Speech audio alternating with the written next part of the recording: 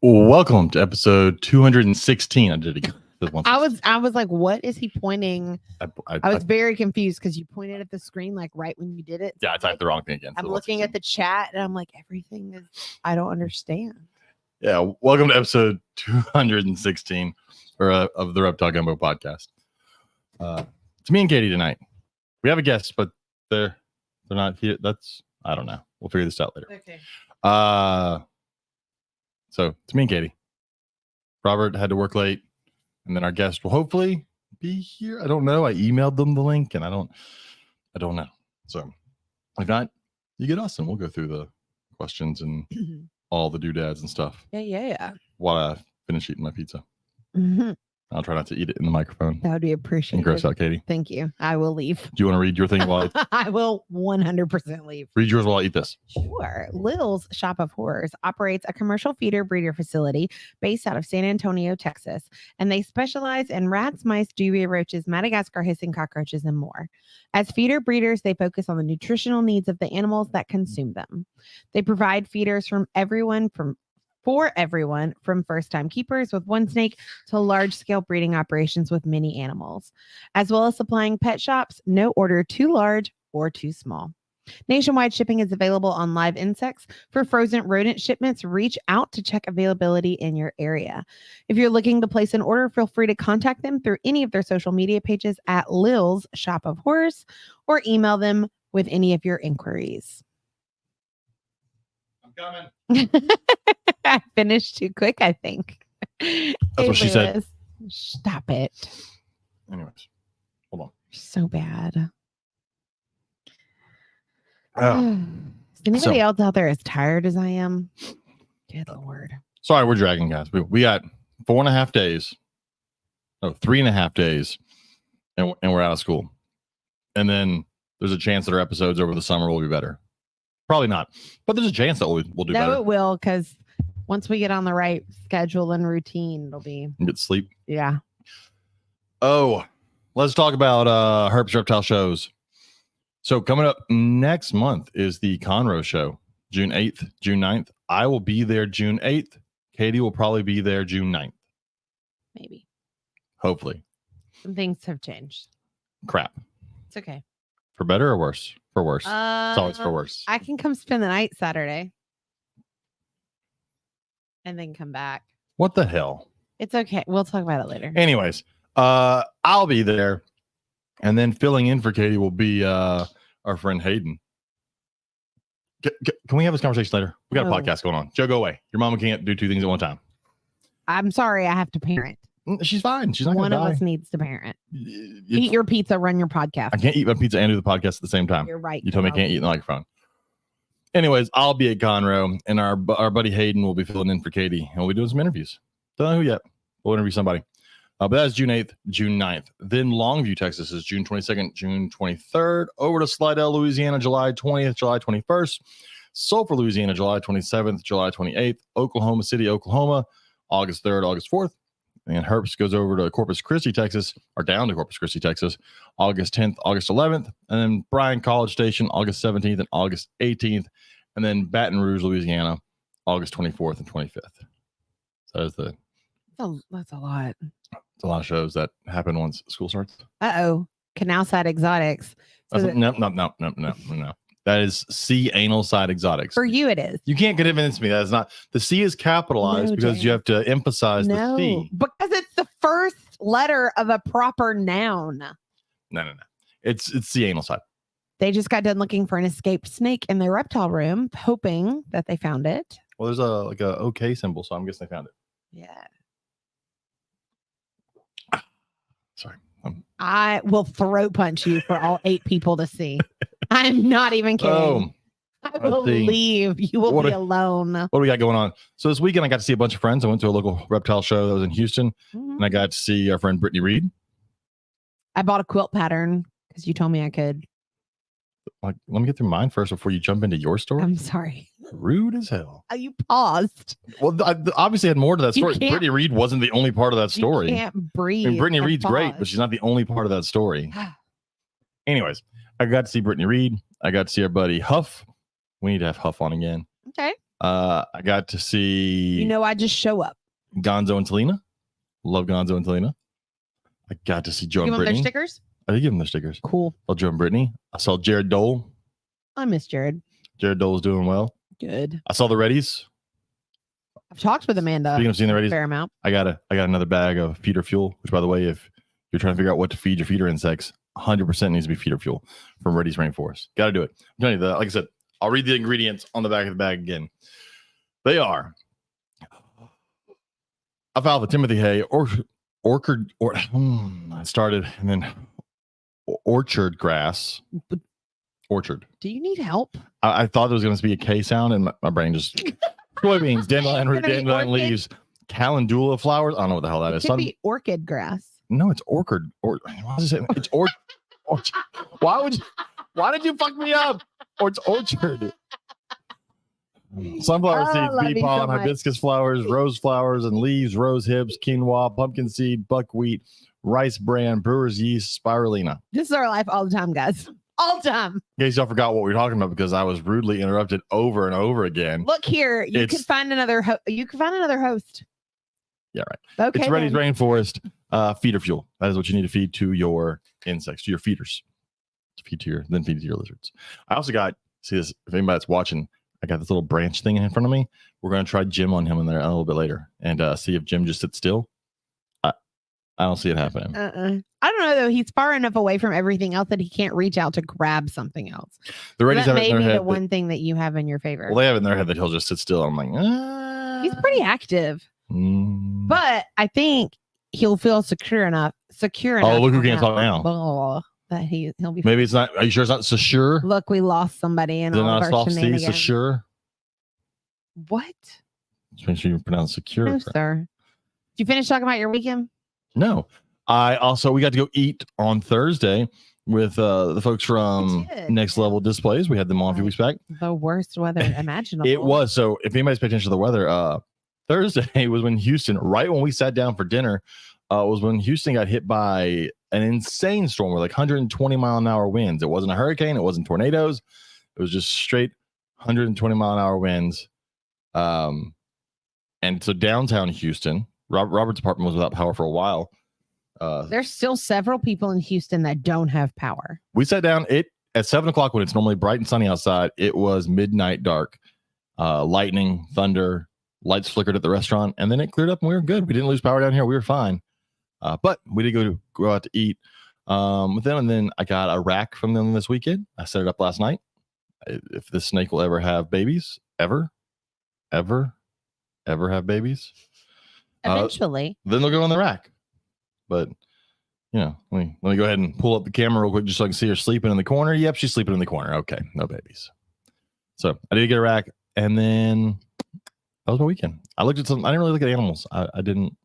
First off, I don't need any animals right now because I'm waiting on animals to be born. I'm proud of you because I didn't go with you. And there wasn't a lot there for me. Bunch of ball pythons. A bunch of resellers. Gotcha.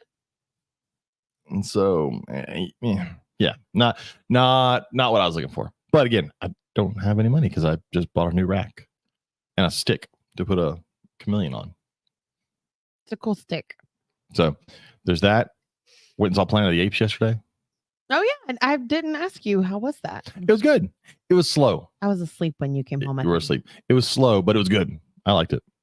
Good. I don't like them. I love dystopian movies where you see what Earth's like. I don't mind dystopian movies. I don't like any of the Planet of the Apes movies. Why? They freak me out. You also don't like space. Yeah, I don't like watching movies about space. Fucking weird. I don't want to live in space. I will just die on this planet. What about a Planet of the Apes in space? Hell no, James. Why? Why would you even put that out there? In space. I don't. I don't need that floating around in my overactive imagination. Thank you. We have a bunch of your coworkers coming over Tuesday, so I get to tomorrow. Oh shit! So I get to show off my snake room. So I went through and cleaned like every aspen cage. So we'll talk about bedding later. If our guests, I don't know. If I got an email or anything, I haven't got anything yet. So it's funny. Last night you asked me when they come over, do they want to just see the pretty stuff? Do they want to like just see all the stuff? Do they want like his like science lessons. Like, what do they want? And so I was asking them today, and one coworker she really wants to come over, but she doesn't know if she's going to make it tomorrow. Her daughter graduates on Friday from high school, and so understandably her week is crazy. And I told her, I said, we can get together next week, no big deal. But she was like, I just want to see everything. And then my co-teacher that teaches with me directly, she's like, I want to see it all, but I don't want to touch anything. I was like, totally fine. And then one of our bilingual teachers was like, I want to learn all the things. And she was so excited about coming. It was so cute. So I think they just want to, I don't think they can wrap their heads around just what it looks like, even though we've shown them pictures of the rooms. Like until they see it for themselves in person, like they don't understand how you can have so many snakes in one physical spot in your house. And so, and our house is not like our house is like, if you're not in the hobby, even if you are in the hobby, a lot of times when you hear the numbers that people have, you automatically think, oh, it's not clean. Y'all just let them roam around your house. Oh my gosh, speaking of that, and I'm jumping the gun here, I think it was Nathan that shared one of the funniest little cartoons. Yeah. And it's like, oh, that one's in timeout, and there's like one on the ceiling and one coming around the door. I'm like, this is what people think our house is like. I'm going to be 100% honest. I'm more concerned about Millie completely losing her mind because so many new people are going to be at our house. Yeah. And she's not going to know who to play with. And she's not going to want. Millie's our dog. She's not going to know who's here to give her attention.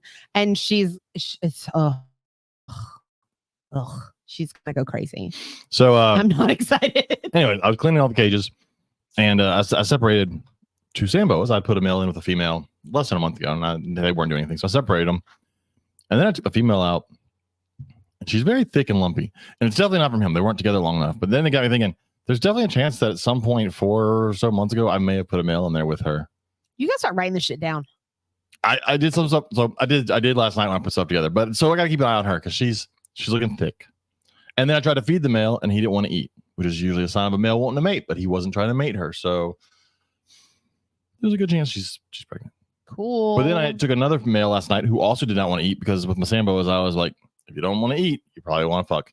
And so I took him and I put him with the female. And before I even left the room, he was already courting and trying to mate with her and everything. So looking forward to that one. Well, you got another rack. I do. But it might be full soon. Hopefully. So that's what's going on in the snake room. Ooh, message our guest. So nothing. So let's go through some stuff over on our. I was going to say, we didn't get through anything on Facebook last week. Ooh, did we? No, I don't think so. I don't think we did. We talked a lot last week. It was a great conversation. We had a great episode. I forget how far back I need to go. Wait for it.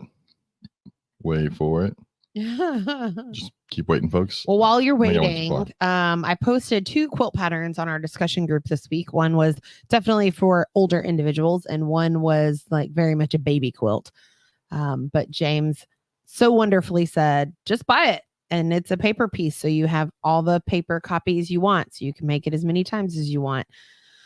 So I think next week when school gets out, we're going to dig through my fabric stash and see what we can find and start making some copies and make a giant wall hanging. Make a snake quilt. Yeah. So let's look at some stuff. This one was funny. It was it's not even reptile related. It's just people. It's a picture of people in a pool with a poolside umbrella over them because it's raining, and it says, after seeing a group of people in a pool huddled together under an umbrella to stay dry, I understand why aliens don't visit us. So can I just say that one of my favorite things as a kid was to be in the pool when it was raining like that, but I hated the rain hitting me in the head because it made it hard to see out of my glasses, because I did swim in my glasses because otherwise I can't see anything at all. Got it. So you're these weird people. Okay. I am that weird person. Lewis, the first pattern I posted is the one that I bought. Yeah, the big snake one. Yeah. Yeah. Michael Taylor posted, feral cats ate critically endangered baby crocodiles in Cuba. Studies suggest. We all know cats suck. Just more evidence to cats suck. Had someone in our neighborhood group. I was waiting on you to Someone in our neighborhood group asked, I forget what kind of bird it was. It wasn't a mockingbird. It was something else. But they're like, is anybody else having issues with this? It's attacking my cats and dogs. And of course, my response was, well, if your cats are kept inside like they're supposed to be, it wouldn't be an issue. Then the response was, you obviously didn't read what I wrote. I was like, I definitely read it. That's why I said what I said. Keep your fucking cats inside. This one's always funny. It's a McDonald's, where it's the McDonald's M, and then it says ice 10-pound bags $1, but it looks like it says mice 10-pound bags $1. That's funny. So I've never seen that, but I'm also not in the same reptile groups you are. So the guy with the snake is there for his 10-pound bag of mice. That's really funny. I want to cash in on a $1 bag. Hell yeah. 10-pound bag of mice. What is this? I'm gonna mess this one. Susquehannock Wildlife Society. Sure. Yeah. I can't even see it on the screen. Is a video about wood turtles. It says, for many years, we've been fascinated by accounts of wood turtles displaying incredible behavior of stomping on the ground in what appears to be the simulation of raindrops, which triggers earthworms. That is crazy. I've seen this. So yeah, he's pounding on the ground and tricking the earthworm to come up. So and then he eats them. I haven't seen this video, but I've heard of that before. I think we read it in an article that we did in class. I know people do that in the South. That's always been a thing. You can you basically take up like a piece of wood and another one, and you kind of like scrape it across it on the ground, and it makes a rumbling noise, and it brings earthworms up, and that's how you catch like bait. I've seen that before. There's a Komodo dragon being hatched out of an egg. So it's holding a Komodo dragon, which are awesome. Just throwing this out there. Chris Dieter has 2 at Crocodile Encounter. He's got 2 of them. So you should definitely go by Crocodile Encounter. Here's one of what the fuck is this turtle? This turtle is mad at the world. The little snapping turtle. And it says, I'm gonna eat you alive, is what it is. I laughed so freaking hard at this video.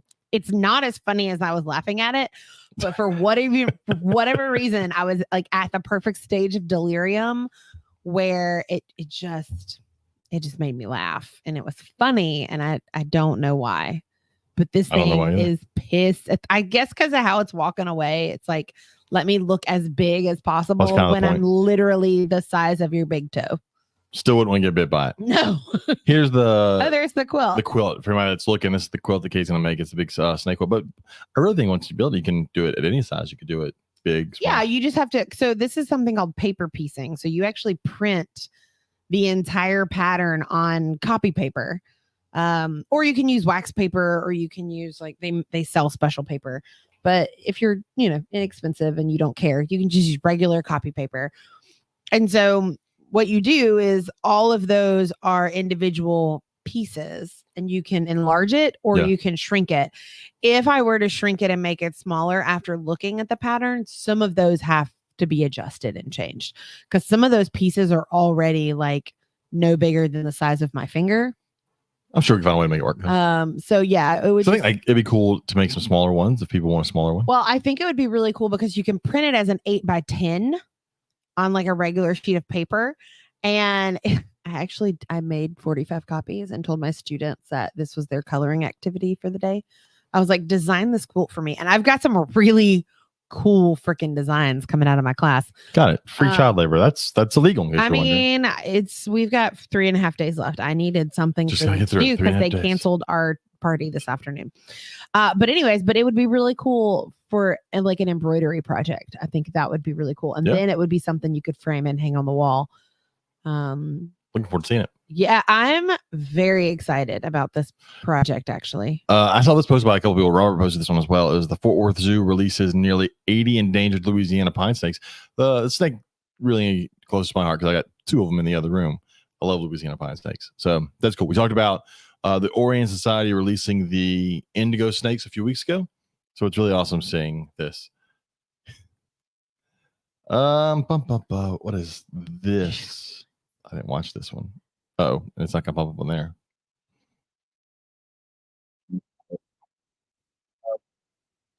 Okay. It was a whole thing on giant salamanders, because there's the Chinese giant salamander and then there's the Japanese giant salamander. They're not the same thing. And then for anybody in America, we have the hellbender, which is our version of a giant salamander. Although it is not Chinese giant salamander size, but hellbenders are still cool. This guy, his green service for cutting grass. Did you watch this one? I did.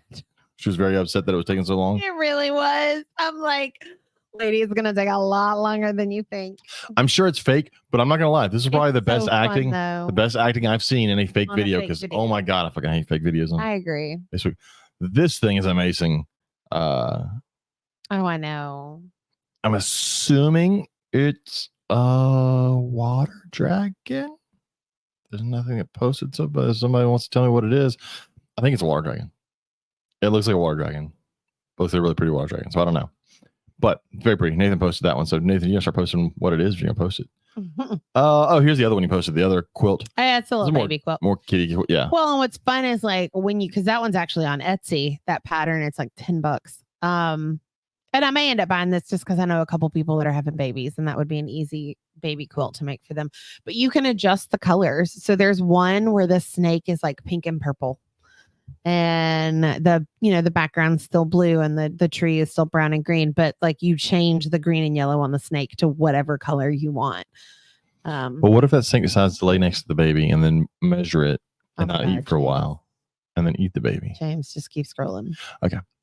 So yes, Nathan said it was a water dragon. Yeah. All right. So Graham, one of our listeners, I've realized I realized your post, and then Katie and I watched a video the other day of a guy in the UK looking at animals only found in the United States. Some of those animals were really cool, though. They were really cool, but I've realized that, and I hope none of the UK listeners will get upset, but y'all are soft. I think you've been spoiled by the fact that y'all don't really have anything. I'm sure that Australians say the same thing. Oh, I'm sure. I'm sure. No, Australians that's different also.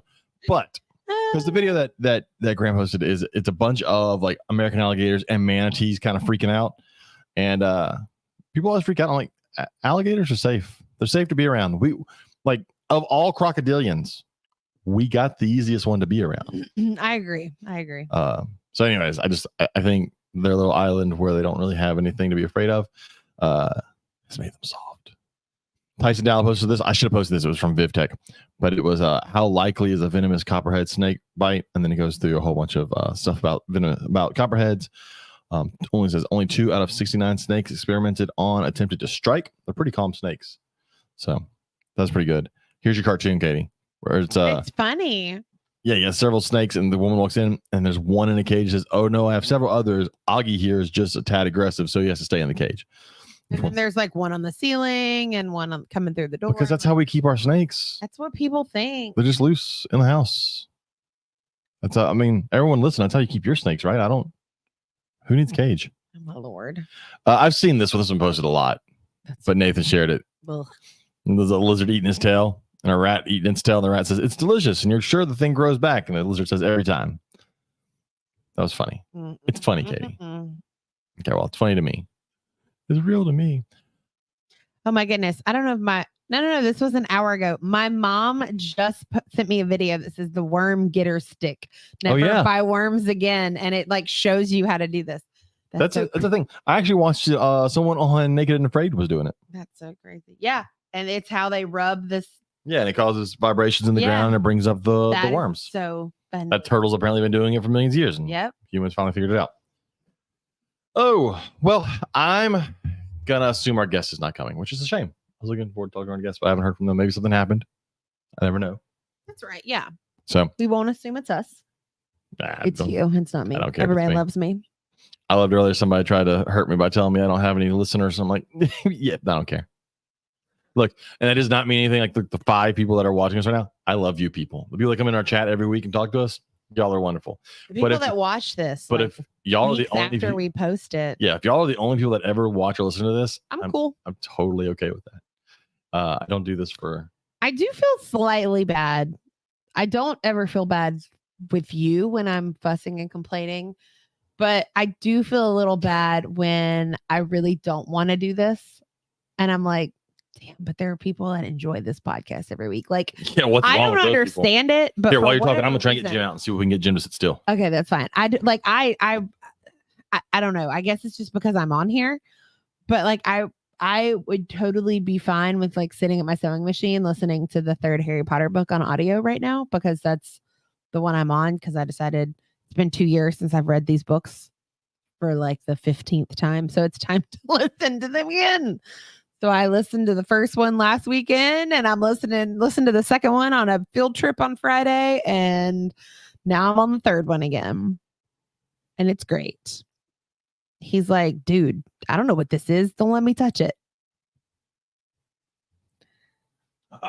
See, there's nowhere for him to reach out. So I think he'll stay. Somebody watching now can see Jim, although Jim now blocks the chat for me. So way to go, Jim. So if I don't see anybody's message, it's the lizard's fault. Well, Nakia says that she appreciates us, and Lewis says that he appreciates us doing this. I enjoy doing it. It's 100% James's brainchild. It's like I said, look, I don't try to get a lot of followers. There's definitely things I could do. One, I guess, breed ball pythons. But I don't. I do this every week just so I have an hour or 2 hours to bullshit about reptiles, and it's better than dealing with real life. Real life sucks. I do have to clean some cages later, though. I have a few more cages to clean because since people are coming over, all you reptile people know there's a level of, I don't say dirtiness, but there's a level at which you will let a cage sit that you're okay with. And then there's a level at which if someone's coming over to see your collection, you're like, oh shit, I got to clean that.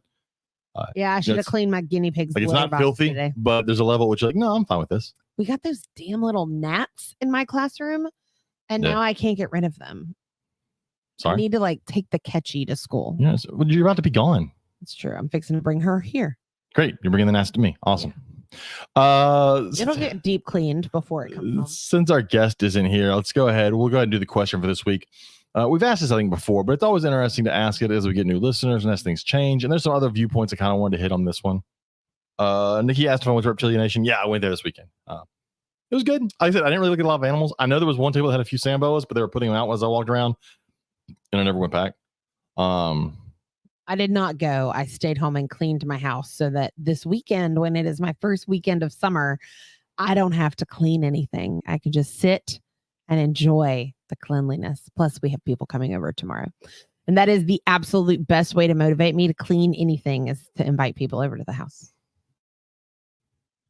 If you're ever a good enough friend where I don't clean, it's your family at that point. So yeah, there were not a lot of boa breeders there. Yeah, that was one reason I kind of just skimmed. But I go there, and to me, my friends have the best stuff there anyways. So if I was looking for chameleons, the Reddies had the best chameleons, and they sold 4, 5, 6. They sold several this weekend, which was really awesome. Again, that's where Jim came from. If anybody's watching the one on the screen, but you weren't going to find a better chameleon for sale there outside of their table. Speaking about, okay, so their table was at the end of a row against a wall. Also in that corner was a table selling nuts and fudge and beef jerky. And before the show, they threw sheets over their beef jerky and food and then sprayed Raid all over above their food. Why? And the Reddies were 15 feet away. So we had to cover all the chameleons with tablecloths because we could start to smell the Raid come towards them. First off, you're spraying Raid above food. Second, in a room full of people with insects on their tables and all stuff like chameleons were sensitive. And I'm killed. It was. We sat there in what an idiot. Disbelief when we saw that happen. And they were just air spraying Raid above everything like crazy. What are you even killing at that point? I'm definitely not going to get food now if you had to go spray Raid before you could sell your food. Anyways, so that happened. But yeah, so for chameleons, the Reddies, going to see Brittany Reed's table. Brittany Reed's table always has great stuff. She had, I love the little viper geckos that she has. I think those viper geckos are amazing, except when they're really small, they have to eat. I was going to say the things that aren't allowed in our house. Yeah. So, but she had those. She had those. She also had killback lizards, the green killback lizards. What she said to me, which I thought was crazy, is that they don't sell a lot. And to me, it's a really cool lizard. They're bright green. They're arboreal. They're very active. They have these long tails. If anybody's looking for a small lizard to set up in a really cool cage, especially something that's going to be bioactive, those little killback lizards are amazing. Or these emerald tree skinks that I have that I got from her, those are great too. So I saw those. Who else? I mean, if you needed a rack or a cage, Next Level Displays had great ones. I really like mine. So this is the first rack I've had, or anything I made out of the HDPE. You know what I mean? It's the same stuff that cutting boards made out of. Not obviously not wood cutting boards, plastic cutting boards. Are you going to join the chat tonight? I'm sorry. I don't know what else to add. But it's a cool rack, and it's not as heavy as I thought. It's actually a lot lighter than I thought it was going to be. And I'm trying to think what other animals. Oh, Adeline Robinson was there. Yeah. I almost bought something. I was trying to save some money, and I bought this stick for this lizard that's just staring at me like, why the fuck did you put me on the stick? He is 100% like he is I don't not understand amused by what's being happening. on this stick right now. He has his 2 back legs. You can't really see from that angle. But he's got his 2 back legs he's on the staring at one, me. and he's got like his one front leg is just like out in the open between branches. Like it's not even holding on. Look, if he gets back, the Reddy told me to do this. So if you get pissed off, it out. Lee picked it out. I made Lee go pick out, and he's like, yeah. So, dude, he's so like, why the fuck did you put me on the stick? He's so confused. He'll figure it out. I went and talked to Bob Vu. We had Bob Vu on here. He was there from cool. Bob's Balls. I got to go talk to him for a little bit. So that was cool. So yeah, it was a lot of people there, and several of our friends did pretty decent. Like I said, if you need a gecko, like a fat tail gecko or a leopard gecko, Huff's Herps to me is the best place to go. He was there. Mm-hmm. Carl was there. So if you need a leechy, you saw all the people this weekend. If you need a leechy, Carl is the man. Carl Vargas from South Tex Gex. Yes. If you need a leechy, that's the man. Yeah, I was battling a really bad headache yesterday, just on and off all day. So I was like passed out when you came home.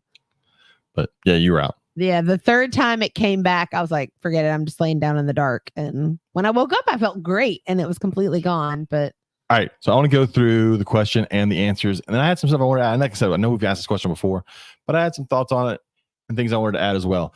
Is what is your favorite substrate and why? And then I also added, what animals are you using the substrate for? Because that really matters. Mm-hmm. I do have a question about that. And do you want to do the responses first? Let's go to responses and then we'll discuss it here. Kyle Graff said, I currently have mostly babies, so I'll always start them on what they're used to. My favorite is my naturalistic look with cocoa core, forest floor chips, and sphagnum moss. For my Amazon, I use all sphagnum moss all the time.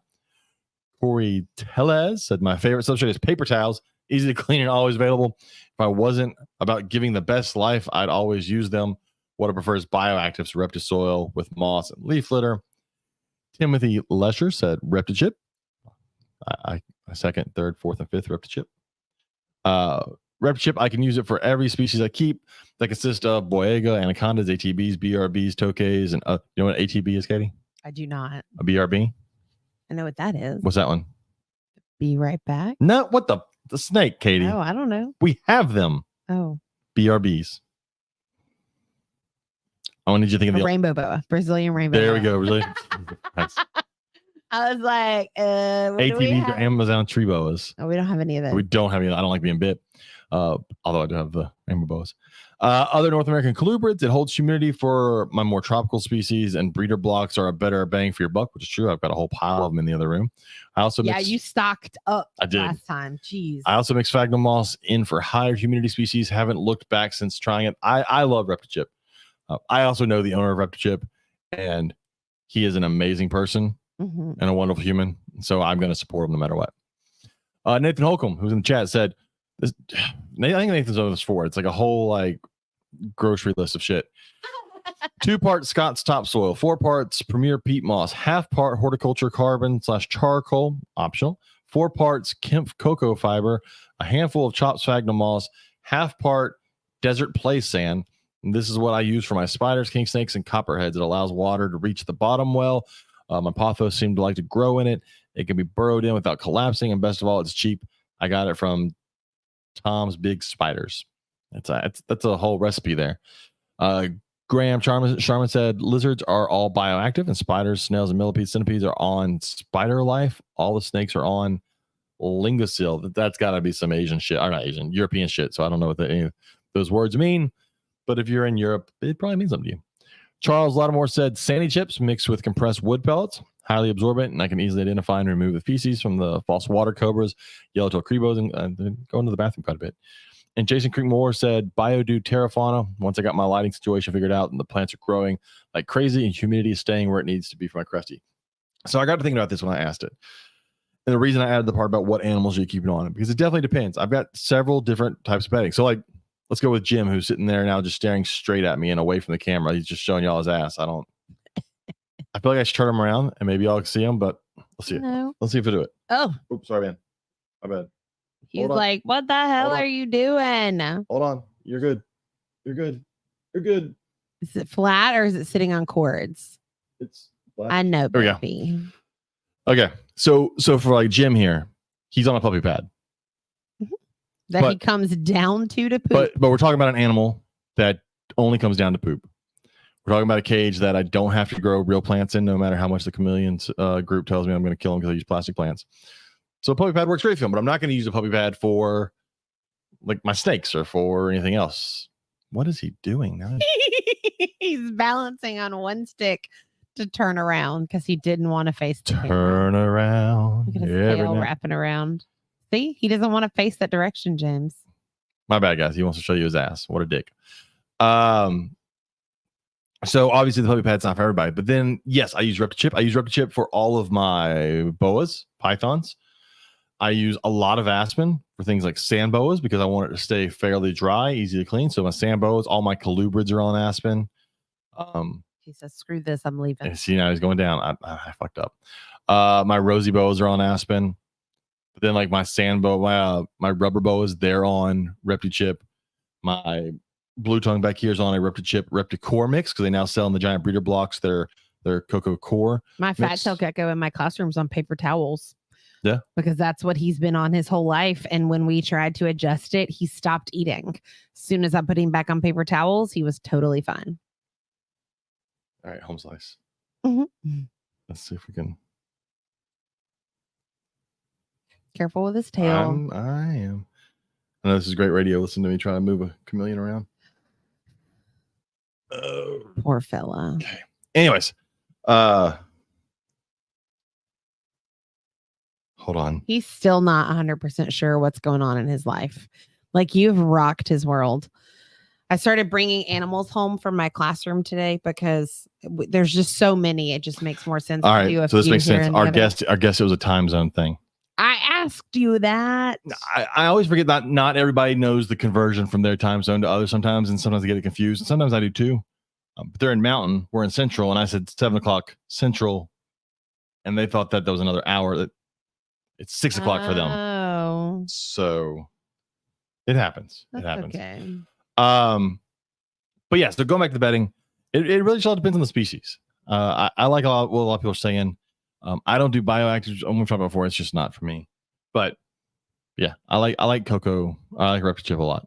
I broke down 2 blocks last night. I need to change out some cases. I actually need to take some for Alice this week.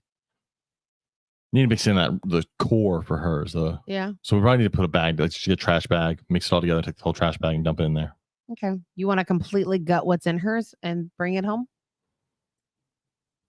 And do it when we get home? Or do you want me to do that? Because normally I clean all the cages at school and then bring home a clean cage. I'm sorry. No, I know. It's cool. But yeah, some of my kids were super upset because I did not give them a heads up that animals were going to start leaving today. The crested gecko came home today. But which means now it goes into hiding for the next 3 months. Because it only seems to be active at school with kids running around screaming. Yeah, I don't get that. I really don't get that. That is the opposite of crested geckos. Oh, he's moving fast. Oh, God. Be ready, James. Oh, God. You're not ready. I got a chameleon running away. He decided to go and he was like, peace out. All right. Come here. We'll put you up. Continue the conversation. He's not okay. My poor baby. Take your headphones off so you don't kill yourself. But yeah, so I think tomorrow the leopard gecko and fat tail gecko will be coming home. I've just got to clear off that table and I've got to clear off this table because they're going in here. So do I think the lychee will hang out on it? Yeah. Or we need to clean it first? They're in the same room. Okay. I mean, in a perfect world, probably. In a perfect world, probably. Where is she? Oh, I see her in the back. Oh my God, I did not tell our child to take her pizza out of the oven. Shit. Let's see. Yeah, I need to just go downstairs, actually. All right, so James is going to sit down and he's going to talk, and I'm going to go make sure that I didn't burn our kids' dinner. Let's see if the lychee, watch over the glass there. I got it. So there's our lychee we got from our friend, Corey Martin, who will be on. I think next week I gotta check my schedule. I think next week. I think I need to remind her. Oh, anyways. Nakia, how many animals does Katie have in her classroom? Ooh, let's see. I can go through it for her. She's got a guinea pig. It's the only mammal she has in there. Then she's got a leopard gecko, a fat tail gecko. She's got a box turtle. She's got a bearded dragon. She has a crested gecko, which is now home. But so that's 6. She has 6 reptiles. Well, 6 animals, because again, one is shit, Leechy's running away. Hold on.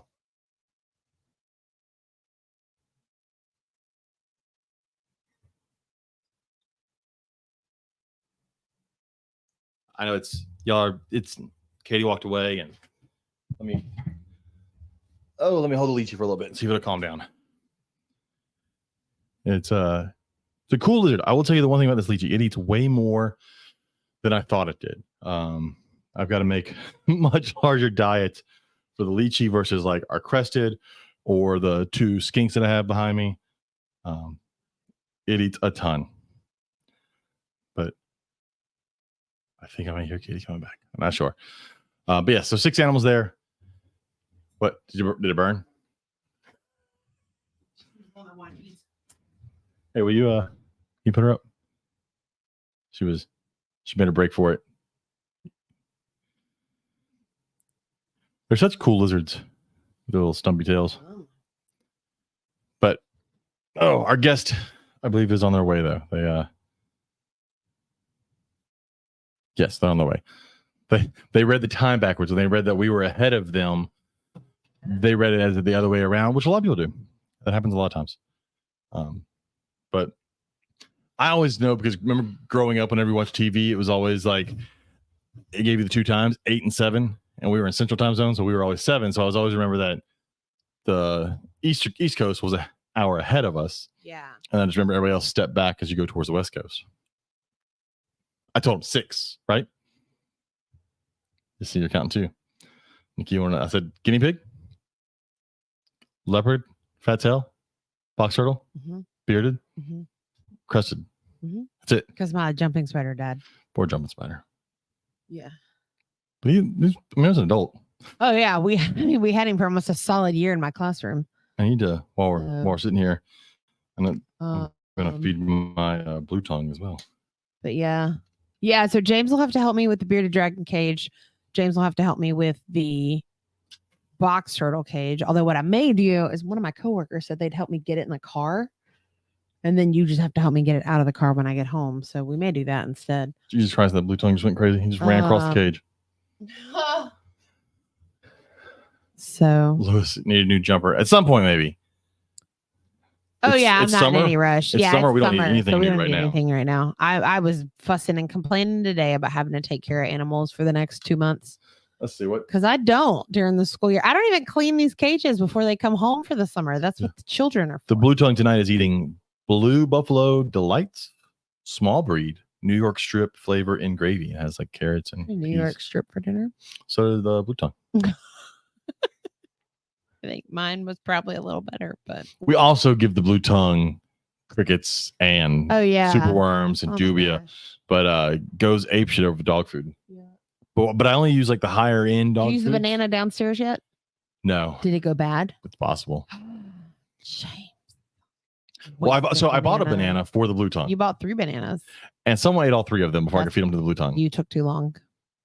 And I don't need the whole banana. I just needed a piece of the banana to see if the blue tongue wanted to eat banana. I'm not even supposed to have bananas. And then you ate it all. So I didn't get to use it. I have no regrets. No regrets. Nope. Oh. No regrets. I don't mind at all. Our guest is here. I'm going to bring in our guest real quick. Yay. So for everybody watching, our guest tonight is Shane. I'm going to play Richins. Shane Richins, yeah. There we go. From Scales and Tails, Utah. I normally set up a microphone, but I was under the impression that the meeting was about in an hour, so I thought I had lots of time. So sorry about that. Yeah, you're totally fine. Time zones are always confused because we're an hour ahead, but yeah. But no, it's good. All right.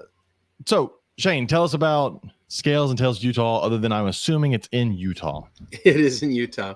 We're a traveling reptile show primarily, but because the animals are housed at a location, we let people come to our shop and visit the animals there.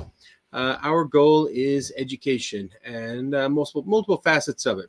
We want people to know which animals are a wiser choice for reptiles, hopefully keeping some animals out of rescues because people maybe chose wiser.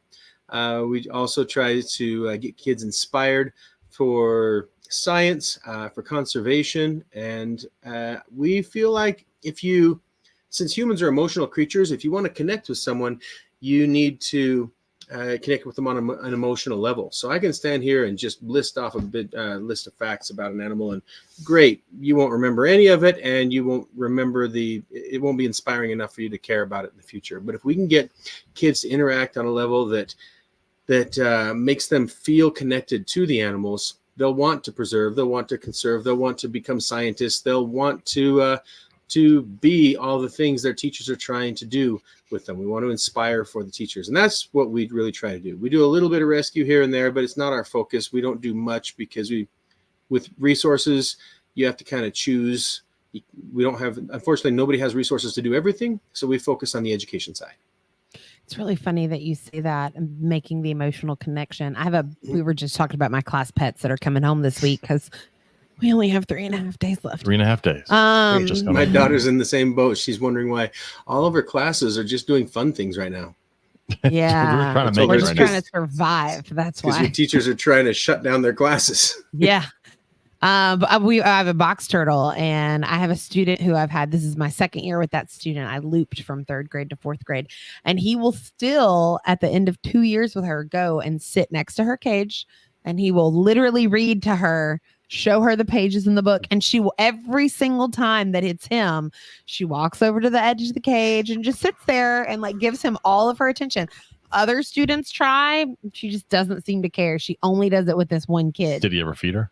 He did take care of her a little bit last year, so that may be what started it. Is hey, I associated him with food, and he's the one who trains.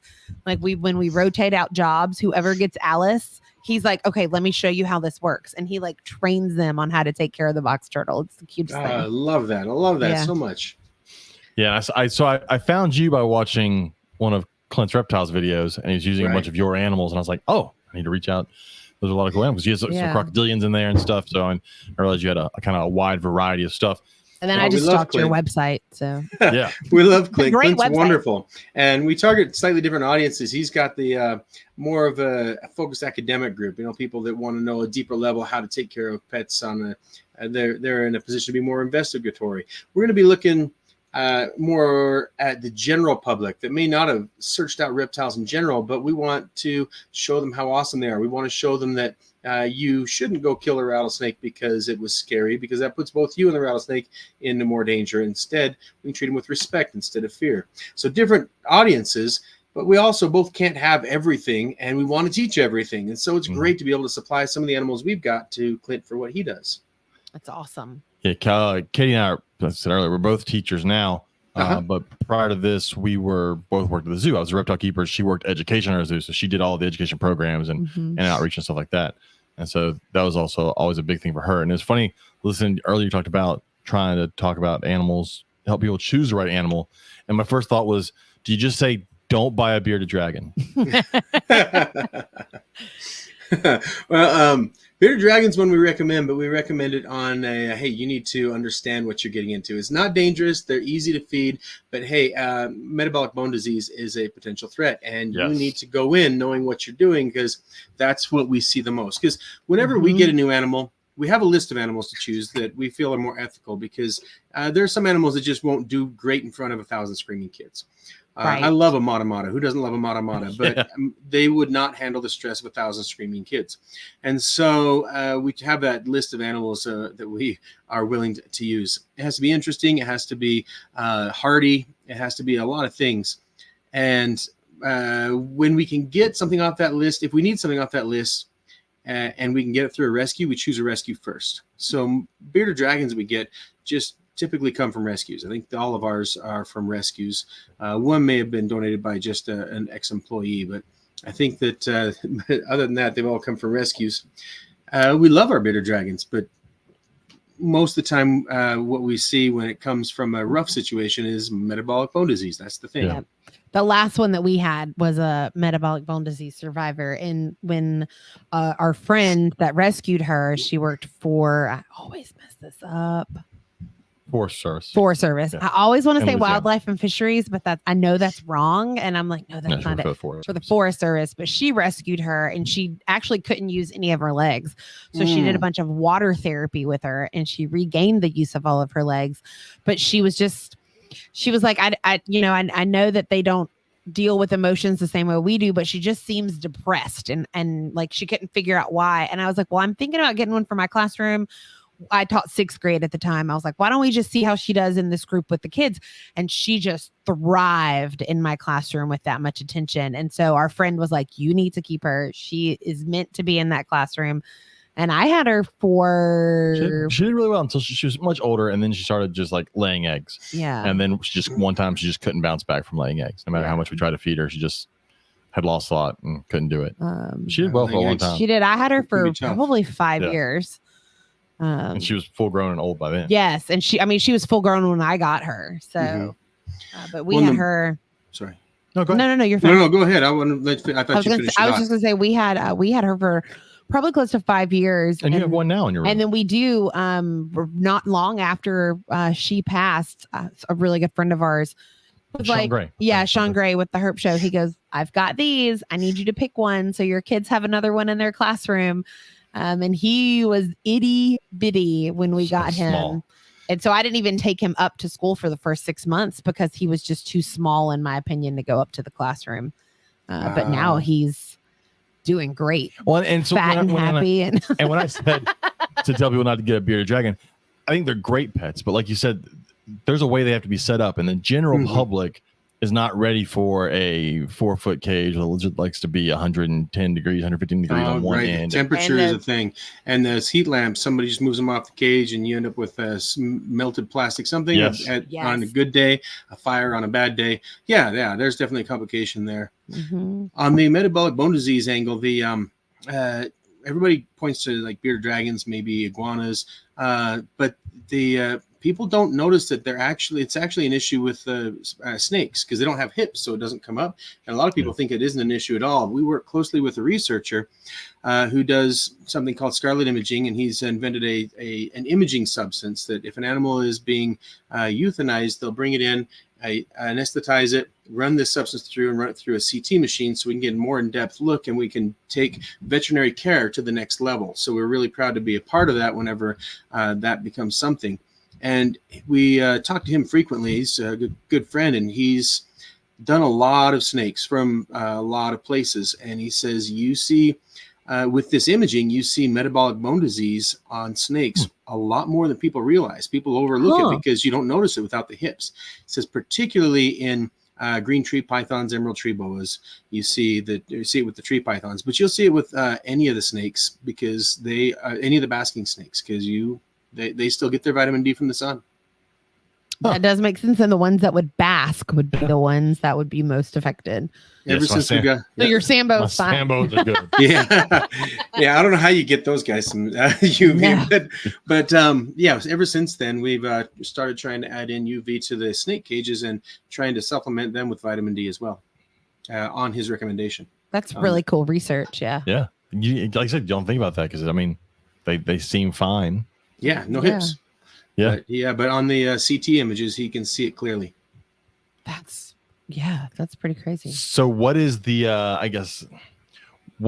oddest or most extreme animal you have that people wouldn't normally think of having in an education program that you like to pull out and you're like, no one sees this on a regular basis? I don't know. Since I see them on a regular basis every day, it's kind of like iguanas in the pet trade. They should be a freaking amazing animal, just a green iguana, because they've got the cool spikes. They're gigantic lizard. They can climb and then drop into water and swim like champs. They're incredible. But because they flooded the pet trade for so many years, so many advanced reptile people are just like, oh, another green iguana. It's not that thing. Since I work with stuff every day, they all seem like I love the animals and I'm connected to them, but none of them seem weird. Does that make sense?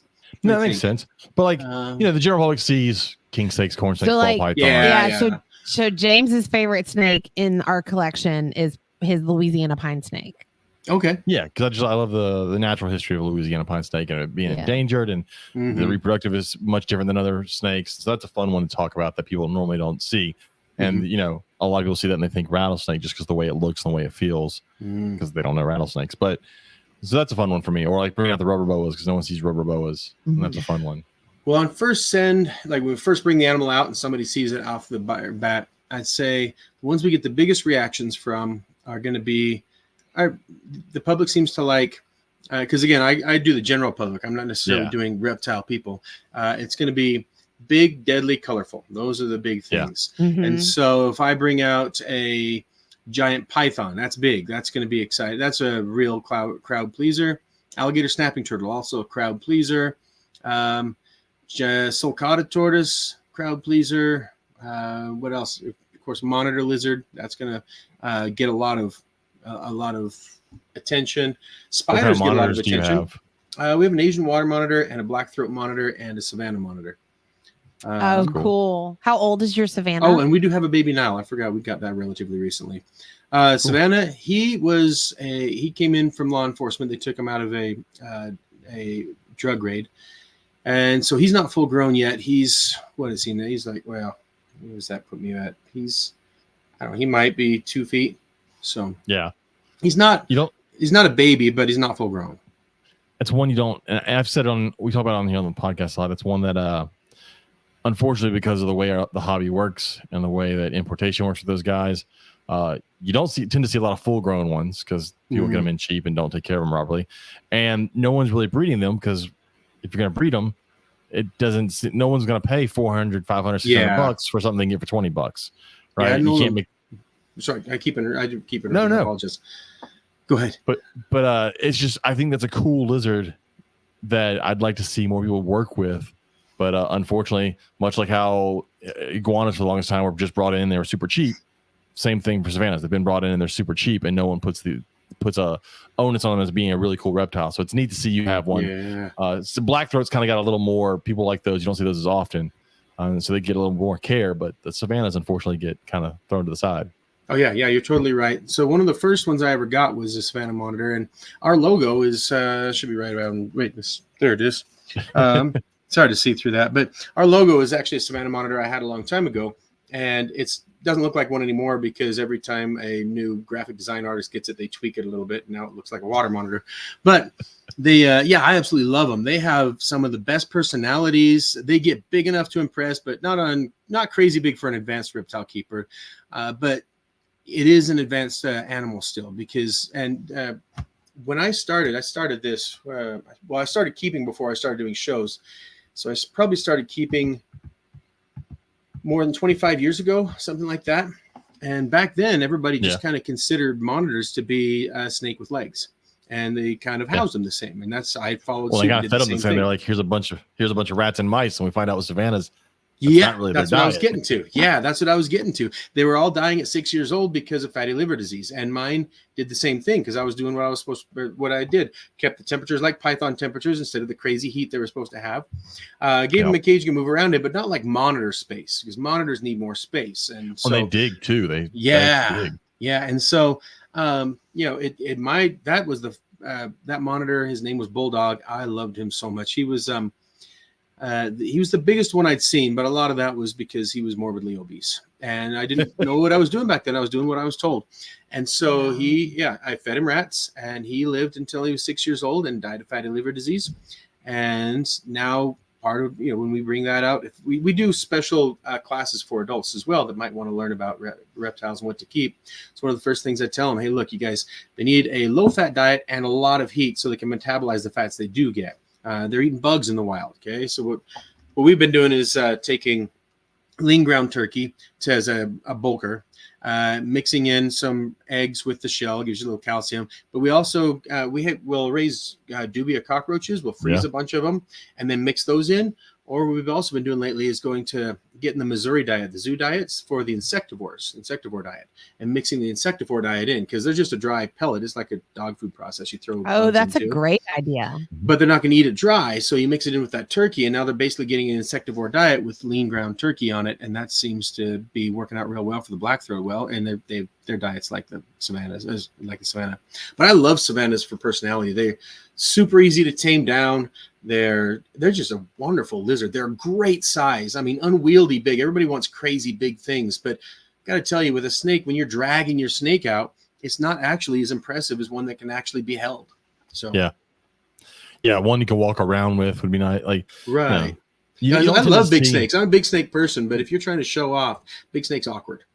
So Yes, and it is also weird just to think. They got it wrong for so long with savannas, but it was hard to imagine a 3 to 4 foot lizard that lives off of insects. Like, right. He was like, no, this thing's got to eat mice. Right. Yeah. And there aren't good options still.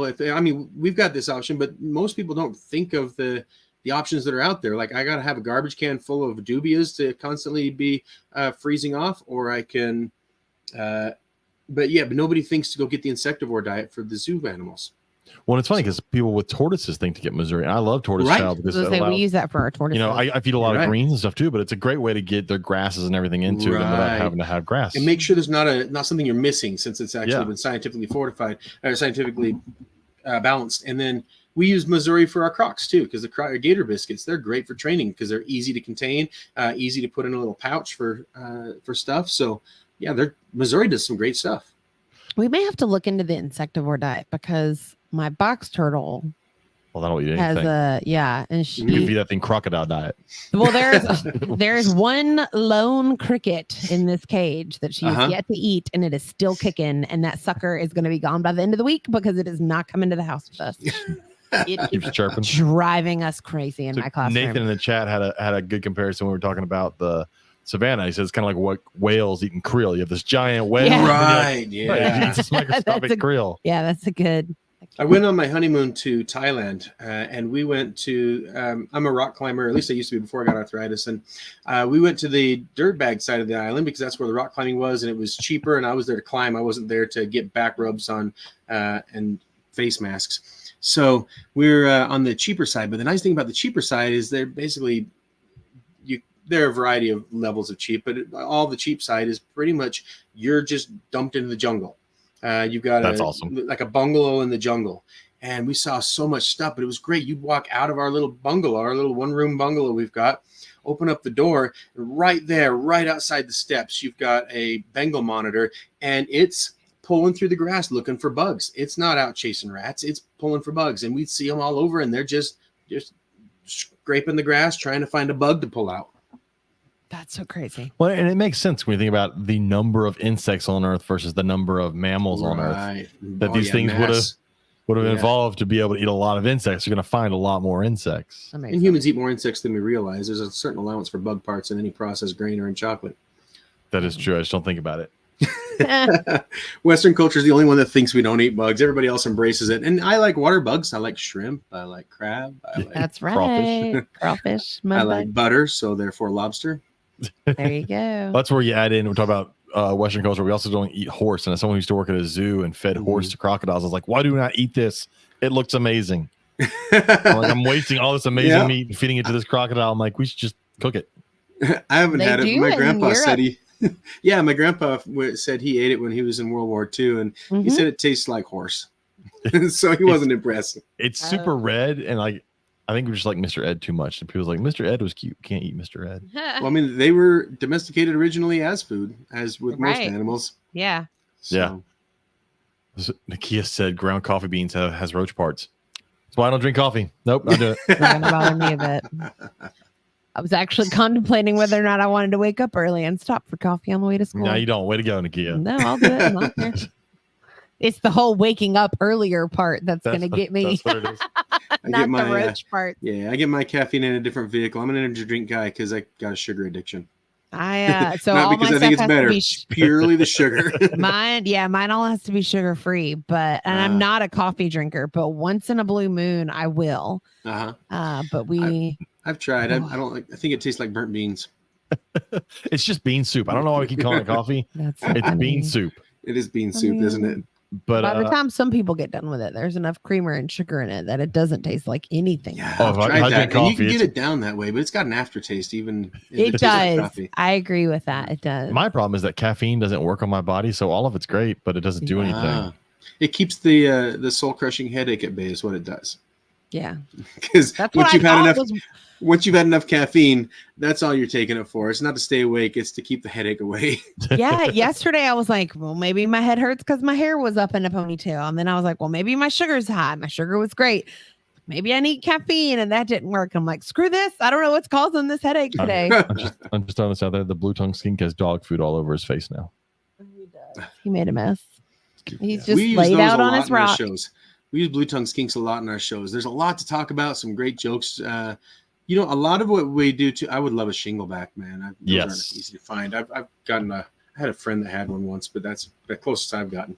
But some animals don't necessarily have to be spectacular, because a lot of what we do in our shows is we try to present in a way that is exciting and engaging.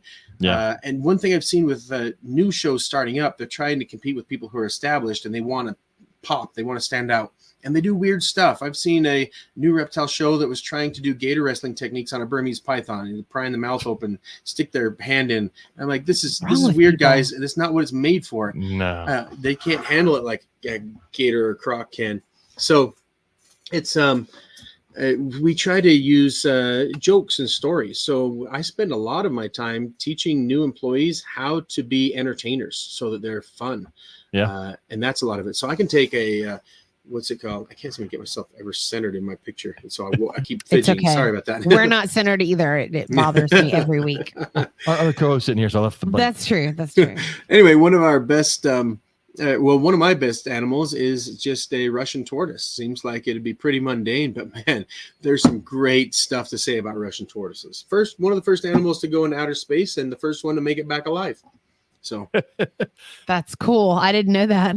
Oh yeah, Russia sent 2 of them clear up around the moon, did two orbits around the moon. So they didn't go on a short trip, and then they brought them back, and they got to survive the trip until when they got back, they dissected them. But did better than the dog. So did better than the dog. Did better than Leica. Yeah, there's so much to say. But the presentation, the jokes, the stories, it makes it connect, and that's what we try to do. I know that you guys said you worked at zoos. And I've known enough people working at zoos, and usually they're trying to dodge the public, because the public often has the same question over and over. And after you hear it so many times, it feels like a dumb question because you've heard it so many times. Like, everybody should know this now. But, each person, it's new. Or frequently, the general public will have genuinely dumb questions. So that's all I'm saying, because everyone that's not a teacher or does this will always go, there's no such thing as a dumb question. I'm like, there are dumb questions. Dumb questions. So I'm a huge introvert. No, you're not. No, you're not. I'm a huge extrovert. And I loved, my favorite part of my job at the zoo was doing programs, and I would do programs for 3 people or 300 people, and I didn't care. But I would always bribe the zookeepers to come if I needed a certain animal, or if I needed something special that I wasn't comfortable handling. I'm like, you don't have to talk. I will do all the talking. I will bring you coffee. I will buy you snacks. I bribed them all the time to get what I needed. And it was great. They loved doing programs with me because they genuinely didn't have to talk. They just had to handle the animal for me. So that's the personality we're looking for. You need a job? Yeah. When you talk about the new shows doing what they're doing, that's that whole YouTube culture. Everybody's got to have that shock, got to do the next craziest thing. Right. But I'm with you. If you know your animals enough, you can make them interesting. Yeah. It's not that hard if you're really into it. Now it gets very hard if you don't have the background knowledge needed, and all you're trying to do is shock people into thinking they're cool. Right. Or there's the default, everybody just stands up and lists facts. And I mean, I have a lot of hobbies, and I like to do some fire reading. So if I see a fire show, I'm like, oh, cool. It's hard to do these because there's so many regulations. I'm excited. I go up and just see somebody slowly waving wands of fire around, and their finale is they eat it. I'm like, how did you make fire boring? It's the same thing with the reptile show. You just took out one of the coolest animals in the world, and you just named what it ate, named where it was from, and then you turned and started talking to it, telling it how cute it was, and disengaged from your audience. Yeah. Your energy is contagious, and you have to Right. present the energy that you want them to get and give to you. And you have to present it even when they're not returning it. A big audience is good because somebody's going to return it. But when you get a stoic audience or a small audience that feels like it's a quiet environment, you still have to bring it, and you have to feed them energy, even though in that context they're being energy vampires. Yeah. Yes. Oh my gosh. And I think the trickiest skill to have is to be able to do a show like that, and the 6-year-old kid, make them interested. The mom in the back who's horrified, make her interested. And the guy like one of us who knows all the reptile stuff standing there, make them interested. It's very hard. If you can hit all three of those, you can do it. Like I do some slapstick humor. I'll do some dad jokes, and I've learned from Disney, throw some jokes over the kids' heads. Like everybody thinks they need to aim just at the kids, but mom paid for it. So throw jokes over the kid's head at mom, and she'll be like, whoa, I can't believe you said that. But the kids didn't get it. So and you have to be careful because you're walking a line there when you're doing jokes too. If you fall off the line on the safe side, well, it just falls flat because it was boring. If you fall off on the offensive side, then Will Smith comes up and slaps you. So you have to walk that fine line. But if you can get that line, man, it's a great feeling. You feel like you connect with people, and like you, I'm kind of extroverted. I love that connection. Fires me up. And while there are dumb questions, I am happy to walk people through dumb questions and not make them feel dumb about the questions. Right. Yeah. I am in certain situations now in my classroom with high school freshmen. No, I'm going to make them feel dumb. They said something dumb. Yeah, that's part of the culture, though. That's one of those stoic audiences. High school kids are the hardest because they've got to be too cool. They're just they're too cool to be there. 10-year-olds. Cool to be there. Yeah, you have to engage them in almost a competitive atmosphere, and they're harder. Well, adults and kids are easier. High school kids, they're just hard. And again, it's tricky with nowadays because a lot of them want to see flashy stuff that's not so much content driven, right? They want to see you pull out a rattlesnake and have it bite a balloon. Like that's what they want to see because that's what they saw on YouTube. I'm like, yeah, but that's I can't stand sitting through an animal show and then hearing stuff that's not factual. Like that bothers me. Like the general public doesn't get it because they don't know the true facts, but I'll hear something like, well, that's not right. That's not even close to being Oh my goodness. This made me think of it. We were doing presentations and one of the kids has Michael Phelps. Yeah. And on the third slide, it talks about how Michael Phelps died in 2008. And I whipped my head around to my co-teacher who was in the back of the room, and she whipped her head at me. And I was like, whoa. I'm going to pause you. I'm sorry for interrupting. Michael Phelps is alive and well. Like he's totally not deceased. That is not factual information. We're going to move to the next slide. Well, and I just skipped ahead on it. So I was like, I had all of my kids. I have 140-ish students throughout the day. And for a project to fill these last few weeks of school, I had them do a presentation on an animal. But my rule was no one could repeat the same animal. And I didn't mean in the same class. I mean out of 140 kids, I didn't want to watch the same presentation twice because I have to watch them all. Yeah. I only had 45 and none of them could pick the same person. So they'd get up there and they'd say something, or they'd have a picture. They'd have something that's if they'd have a picture of it, that's not a picture of what yours is. And they go, what? Like one girl had, I forget what deer it was, but she got up there and she's talking. And I'm like, yeah, that's a white-tailed deer. That's not your deer. Oh, next one. That's also a white-tailed deer. That's also a white-tailed deer. And one goes, how do you know all this? I was like, because I do. Like, that's what I'm supposed to. Or like it's my job, people. had pink fairy armadillos, which are very easy to pick out in a picture. And they got up there and there's like a giant armadillo. And I'm like, well, that's definitely not your armadillo. Like nothing alike. So I call them on that stuff. But I'm also the one that watches Naked and Afraid, gets pissed off when they're in Africa and they show a cottonmouth.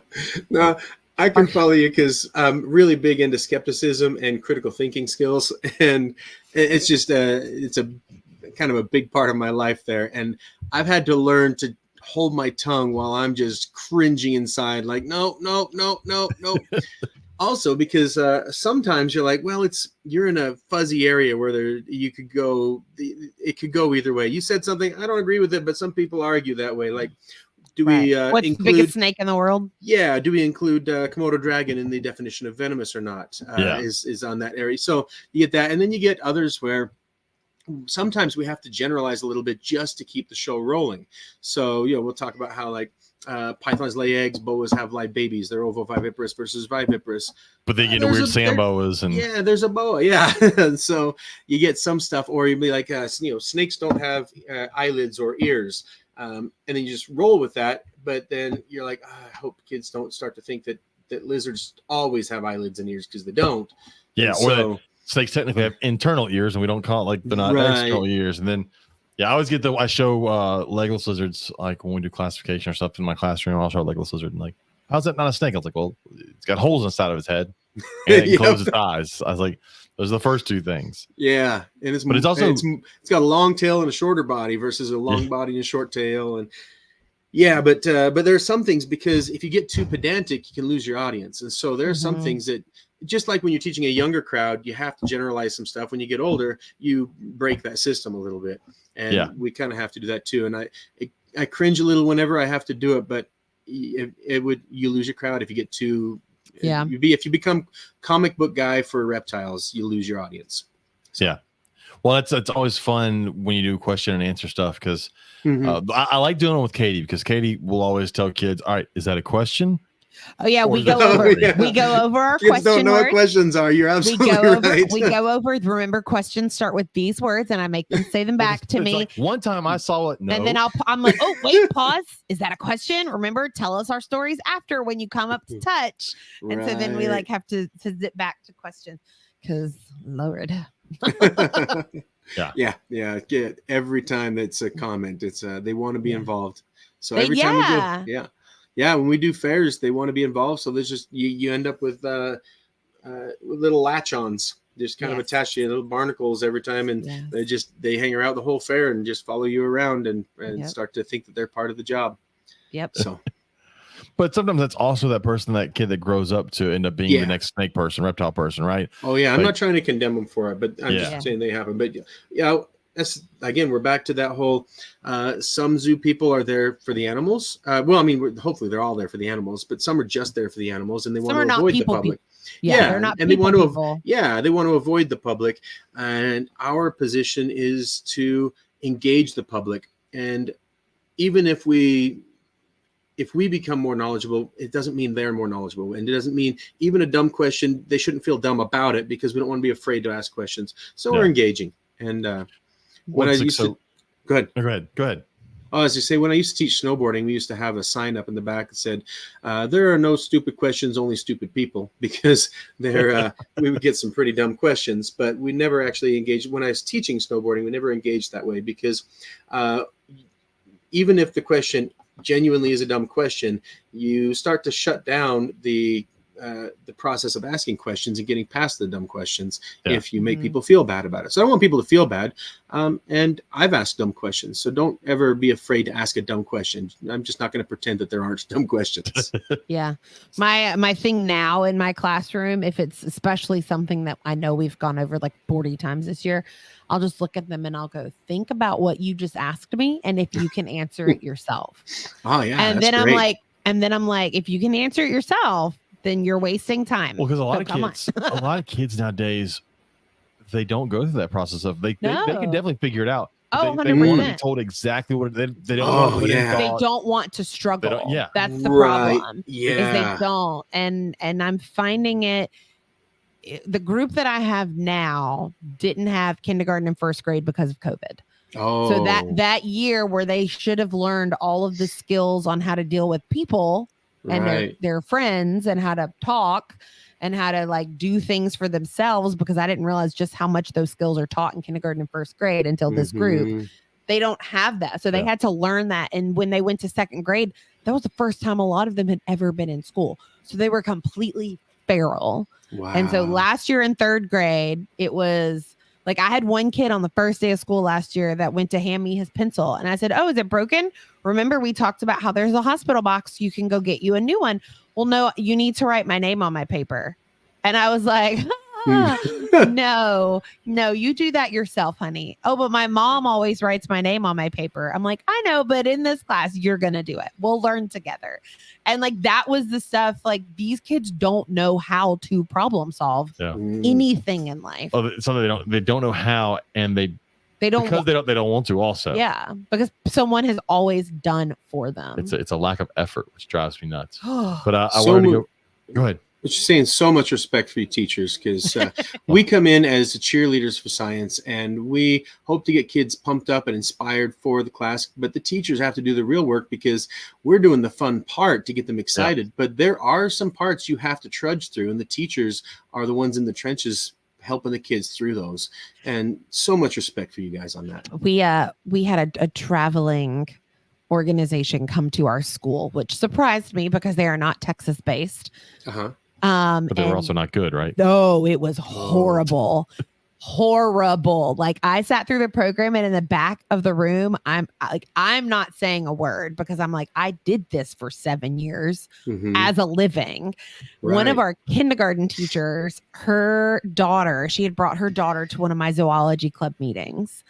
And she told our principal that if we ever want anything animal related, she was like, Lewis has to be in charge of this, because her 30-minute zoology club was more informative than that 45-minute lesson that I just sat through. That they paid for. That we paid for. And I was like, oh, she's not wrong. But like, what part of Texas are you guys in? We're in Houston, just south of Houston. Houston? Oh, okay. Because I have a friend that does traveling reptile shows. He's in up near New Braunfels. He's in Kerrville. Yeah. And he might be an option, because he's the one that taught me. So that's awesome. Well, that's another problem when it comes to, and I see this. Step away from shows for a second. I'm going to talk about reptile shows, like people vending in reptile shows. Reptile people generally are not people. Right. It's the same with zookeepers. It was same with zookeepers. They like the animals. They don't really like dealing with people. They're maybe just not good at it. Also, they lack certain people skills. The animals are what the animals are, and that's easier to engage with than the soup of a mess that humans are. Yes. And I fall in the middle. I'm perfectly fine not being around people. You're so much more extroverted after 20 years with me, though. I'm so proud of you. But I also like hanging out with my people. Like I can do both. I can talk to a wall and be entertained. But when it comes to people doing these, and I see it with teachers also, certain people aren't meant to get up in front of people and teach them about something. They just don't have the skills for that. I have to teach employees how to do that every year. And some people are made for it. And some people will eventually get it. And some people just are not wired that way. They're not their thing. They don't catch on to people being bored. They don't catch on to people being not being happy or being involved. Right. They think everything is a function. Like, if you do something, you get this result. And in a show setting and with people, it's not how it goes. And with animals in some context. So like, if I do this, the animal will do this. Well, I'm like, well, watch for it, because it might not. But it's the same thing with people. It's not the real world isn't necessarily a function. But some people have that mathematical mindset, and great if they do, because we need mathematical mindsets. But it's just not. I'm following you is what I'm saying. Yeah, you watch an animal show sometimes, and if you're sitting there, you see big pockets of the crowd just talking and doing stuff while the show is going on, because the person hasn't either paid attention or care enough to like get everybody pull everybody back into the show, and everybody can enjoy it. And so that always drives me nuts. But I did want to jump back to, you talked about kind of like knowing your crowd and who you're talking to. Right. So tomorrow, some of Katie's coworkers, so it's a bunch of fourth grade teachers. We talked about this before you got here. Are coming over to our house because bunch of teachers. They're not reptile people, and they don't understand the idea of a room full of 100 snakes and how that whole process works. Right. And so I told Katie, I was like, I need you to ask them what they want. Do they just want to see pretty animals? Because I can do that. Do they want to know about them and if they lay eggs and how many, and if they want to know natural history? I can do that. I just need to know. Right. And it's funny because it varies. Like my immediate co-teacher that we switch classes with.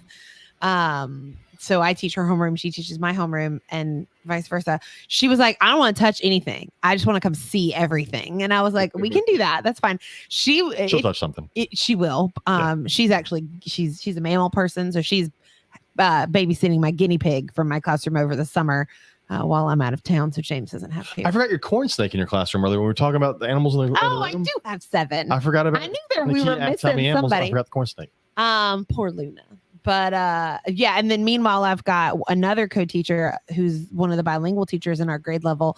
And she's like, I want to see everything. I want to touch everything he'll let me touch. Like, she's never touched a snake before. She watched this whole documentary on TV with her husband the other night and like almost called me at 11:30 to tell me about it. And she's just like bouncing with joy to come over and see everything. I love that. And I'm just like, y'all are so funny. Like, this is so normal. Yeah. for So me. we'll get in tomorrow. I'm going to be like, all right, do y'all want to know exactly what they are, where they come from? Like, meanwhile, I'm hoping that like my 40-pound pit mix doesn't like go bananas that there's 8 new people at our house. Oh yeah. She's going to be like, all these people to play with me. yeah. Her thought is as soon as a human walks in, they're here to play with me. They're her. Yeah. They're here for her, not for any other reason to come into the house. I'm glad I long ago moved the business out of my house and into a commercial facility. It's hard because you have to come up with money even when business is slow, like around Christmas time. But for rent and keep the lights on over there and commercial insurance. But on the other side, it's an atmosphere where I don't have to worry about that. The public can come in to what they expect. And my dog, I have a Vizsla, and I don't know if you've ever met a Vizsla, but they're Velcro dogs on speed. And so not everybody's ready to deal with a Vizsla. I've had friends that have that babysat my Vizsla once, and then they're done. They're not going to babysit that dog again. That's so funny. So we talked earlier about, certain animals and people. I know when you do a representation, there's always a matter of people want to know as a pet, can I keep this as a pet? So you talked about sulcatas earlier, and I know where I sit with sulcatas, but how do you handle that when someone's like, I want a big tortoise? Well, we just mentioned that one's not a great pet, especially up here in Utah where it's cold, because you have to find a place to bring it indoors. In fact, a lot of the skit I do on that is those hooks on his arms, those are digging tunnels. Those, but this guy does not brumate, so he needs to come into your house in the winter. He's going to dig those tunnels in your walls and your couches. He's going to leave tortoise presents on your carpet. They're not good presents. Tried to give them out for Christmas, didn't go well. They are just not great in Utah. They're still spectacular animals, but they are not. It's like keeping a pet cow indoors. Yes. And so that is yes, we have said that before. It's a cow. It's a cow with a shell. Exactly. So yeah, we talk about good pet, bad pet. In fact, for our alligator and crocodile permit, it's on our permit that we have to say it's an illegal pet here in the state. I know down there in Texas, you guys can have anything that's not a gator, but which is crazy because that's the one thing here that would do great. Yeah. That's right. But well, I think that's the reason is they don't want it to be invasive or something. Well, I guess you want to steal them from the wild too. Yeah. Anyway, so we talk about good pet, bad pet, and there's some point in all the shows where we say, hey, look, I'm going to bring out some stuff that's really exciting and fun to talk about. It's not a good idea for a pet here. And we do a whole animal where we talk about this is what you're looking for a pet. It's not too big. You don't want a pet lizard that takes over your whole bedroom because you don't want to go into the bathroom on your bed. It's easy to feed. I don't want a pet that eats moon rocks. Those are expensive and hard to get. This one likes salad. You guys like salad? Also likes fruit. Anybody like fruit? Yeah, fantastic. Like some meat. Anybody like meat? It's going to be bugs. Anybody like bugs? You don't like bugs. They're crunchy on the outside, gooey inside. It's like eating boogers or scabs. You can find those. You can find these foods. They're pretty easy to find. It's not likely to bite. Now, anything with a mouth can bite, so I can't promise it won't bite you, but I can't promise you won't bite it either.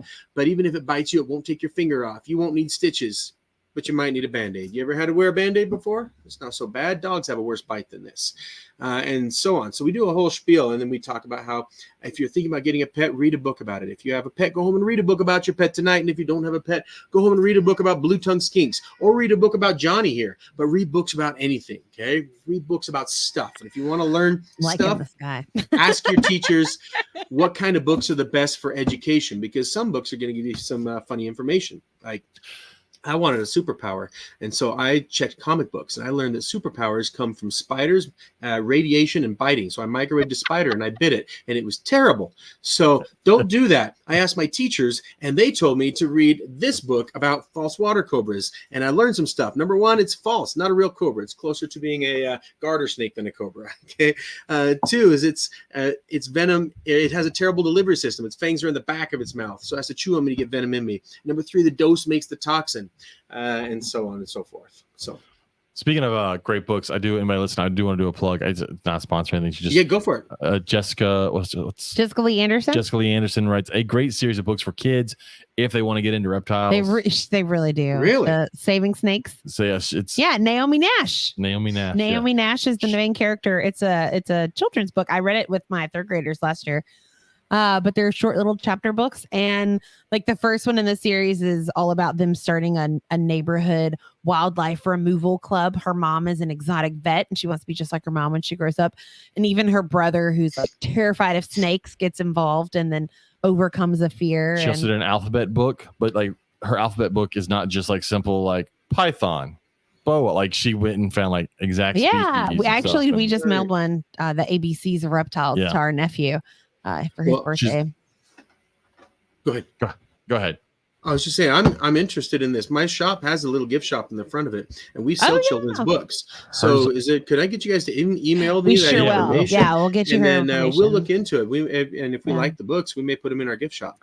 So she does work a lot with Scholastic as well, and she actually wrote a book with Scholastic. Because the book fair came to your school, and It did, and her book was in my book fair at my school, and I'm like, Nice. oh my gosh, I know her. She's from Texas. We've had her on here before. And so I was super pumped. I took a picture with it and like texted it to her and But everything. you would find her very interesting. She started out as not a reptile person, Okay. and then they ended up fostering like a corn snake. Which they now own. It's theirs now. But they ended up fostering this corn snake, and the whole thing just struck. And so she This week- started writing. This week, her daughter is immunocompromised. Is that the right word? Yeah. So Okay. am I. I always mess that up. But she's an amazing child. Just such a cool. The whole family is just a cool family. But they're house sitting a bearded dragon for some family or some friends that are out of town this week. So her Facebook has just been like adventures of the couch dragon is what they're calling him. And so it's just so fun. I'm like, all right, I can see the bearded dragon in the next book. Like I know it's coming. But yeah, her stuff is, and then she's also written stuff for older kids as well, which is animal based, more like fictional stuff. There was a really good one on finding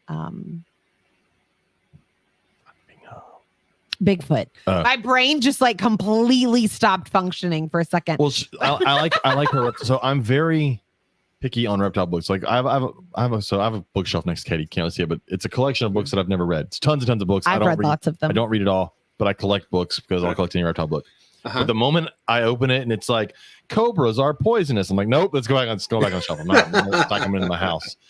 But, Just have them translated to Spanish, and there's no differentiation. No. But her books, for someone who was not a reptile person, she went out of her way. She's like, I'm going to make sure I get all the reptile stuff right in these books. None of those are in here. They're all in my classroom. Well, yeah, 'cause your kids will read I was them. going to say, I have them. All of her books are in my classroom. None of them I are think here. I could relate. I got my whole world used to be rock climbing, and I had to kind of stop because I got rheumatoid arthritis, which means I went on immunosuppressants. So I'm immunocompromised as well. I'm on serious immunosuppressants in order to get out of bed without help. So, well, it's a good thing. It's I can relate. Yeah. Thanks for modern medicine. Yeah. I can only imagine you can't really grab rocks with rheumatoid arthritis. No. Yeah, I can now because of medicine, but I can't climb at the rate that I used to. I used to be pretty good, but at least I can do easy stuff now. But yeah, it's I can't do hard moves. And it's just saying I could relate. It's a sidetrack that has nothing to do with reptiles. So there's no reason to go farther down that road. Just that I think I could understand what you were talking about with the young lady. Oh, there we go. That was super short. So our internet froze on our side, and then it happens often, and I've been to tell you ahead of time. Yeah.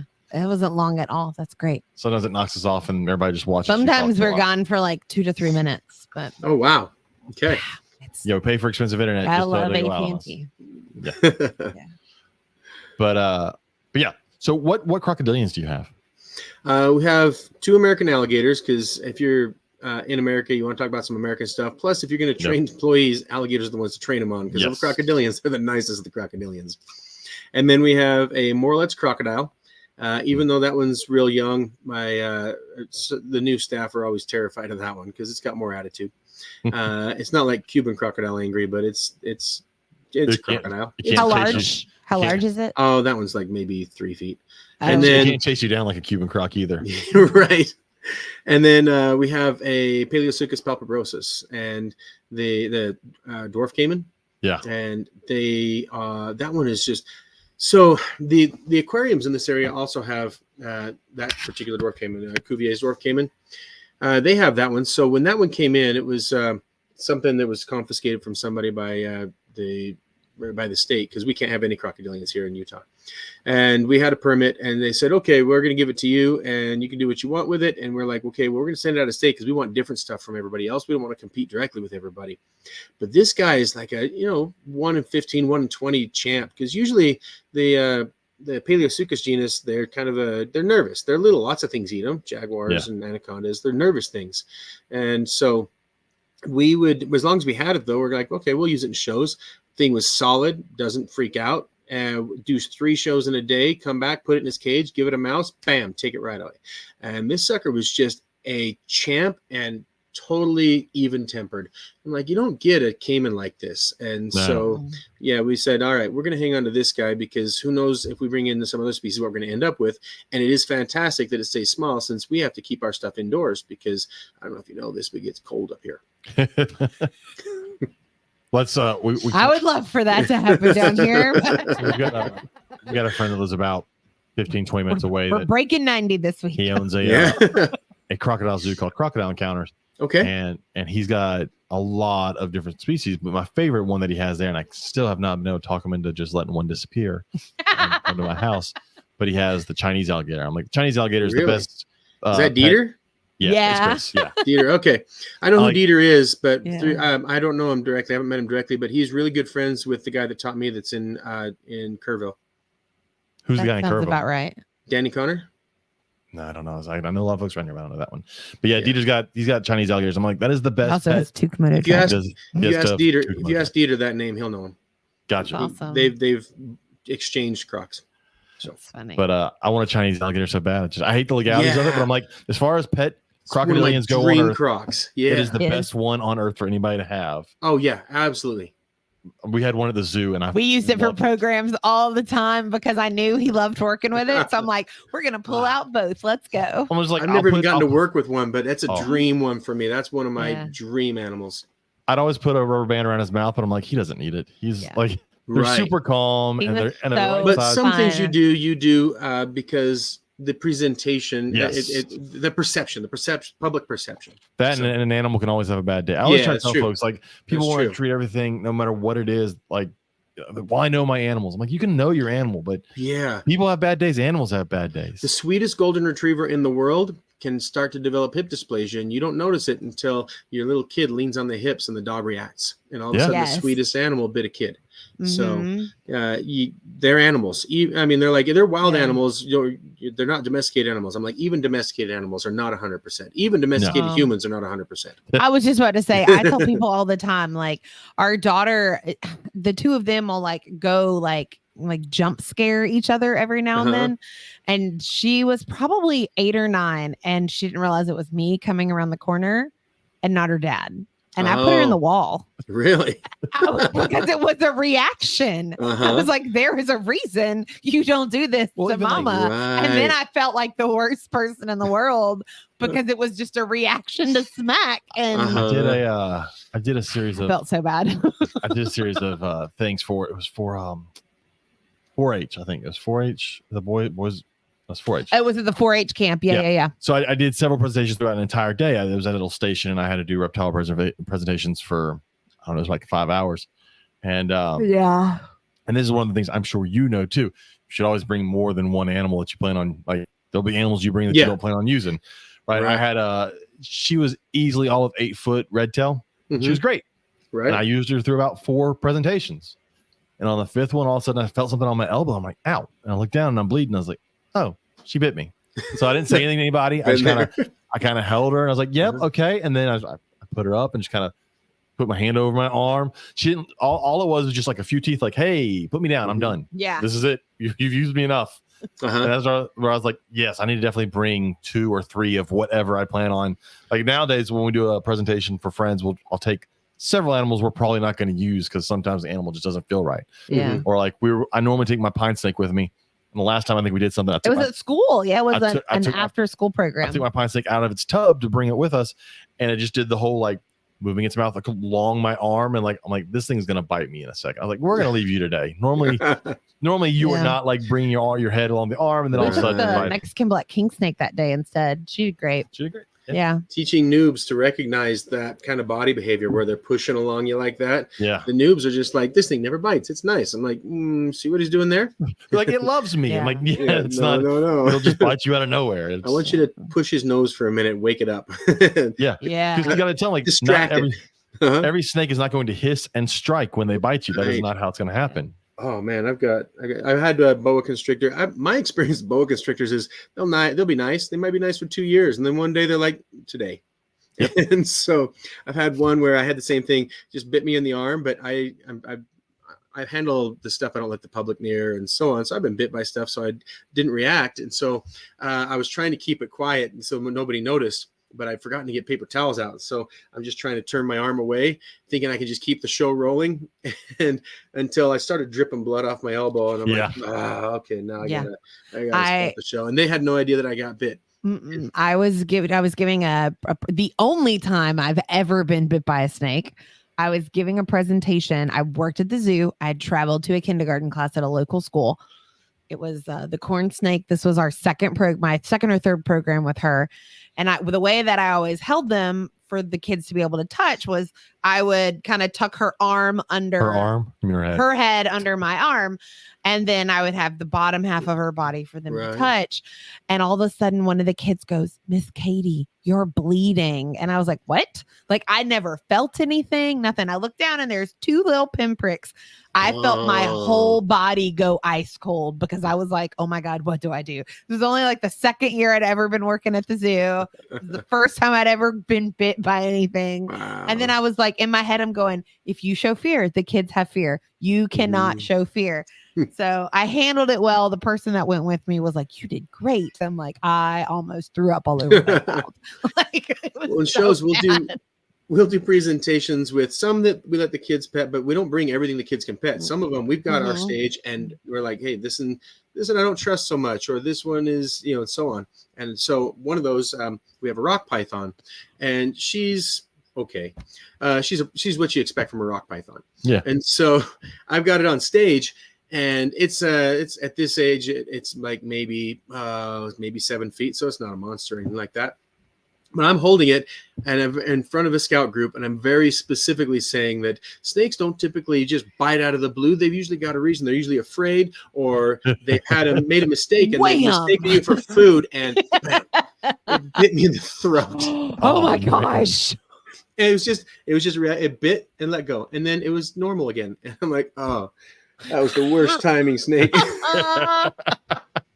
Now, again, I've been bitten all enough these times. Kids are like, "What did you do? How did you upset it? Why did you scare it?" They didn't react. The kids are just like, "Oh, something happened," because I've been bitten enough times that I didn't react. And the kids are just like, I was like, "All right, that's actually hilarious. Did anybody get that on video? Because I would love to see me saying that and then get put in my place." That's so funny. It didn't bite out of the blue. It's a rock python. It bit out of being a rock python. Yeah. That's true. It. For them, it's never out of the blue. It's just going to happen. You bite to live, and therefore. That's right. That's funny. Yeah, I enjoy doing education programs. Before we moved here, we used to do a yearly thing, Reptile Day event in our one in Louisiana, and it would pull in 2,000 people, 2,000 to 3,000, yeah, on a day. And it was always fun. Now, the problem was we were running it, so I didn't get to do as much of the education stuff as I wanted to, but it was always fun getting to talk to people about animals. And in my classroom, I do it too. When I do genetics, I bring in my corn snakes and we work Punnett squares off of actual corn snakes. I'm like, if you take this and mix together, it'll look like this. And then I've got an example of, a snow, an albino, an anery. Or when we do classification, I'll bring in a tortoise, a lizard, and a snake. I'm like, all right, let's compare these guys. Because the other thing we talked way early on about you got to get them to love these animals, to respect them, and that's the whole goal. Right. And so it's the number one reason there's a lot of reasons I hate PETA, but I despise PETA with a passion. And me and too. Animal welfare, not animal rights. Hello. Yes. I lost you. There you are. Yeah, I'm with you again. Okay. We're back. Okay. But yeah, they as a zookeeper, they despise zoos. I'm like, zoos are necessary. How do you make a kid love a lion?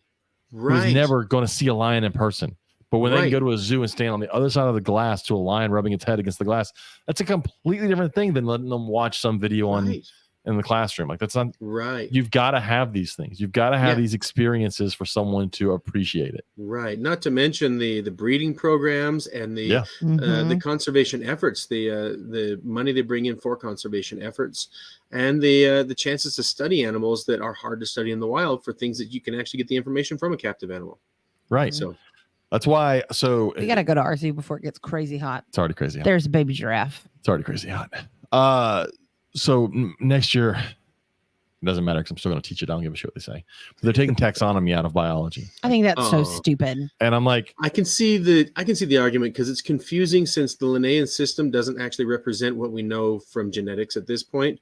Not that I agree. I'm just saying I can see why somebody might do that if that was the reason the way they're doing it. there's no way that was the reason. There's no way Is it- higher is ups it- even know what that means.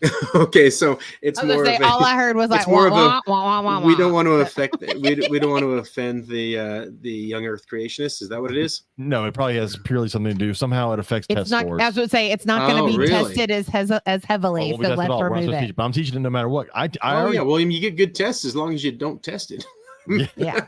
Well, last year, let's see, the passing score for biology test in Texas was a 26. Oh my gosh, you're kidding me. Okay, I don't want to laugh was. at that because it actually makes me nervous. But okay, I wish I was. Wow. But I've always taught Wow.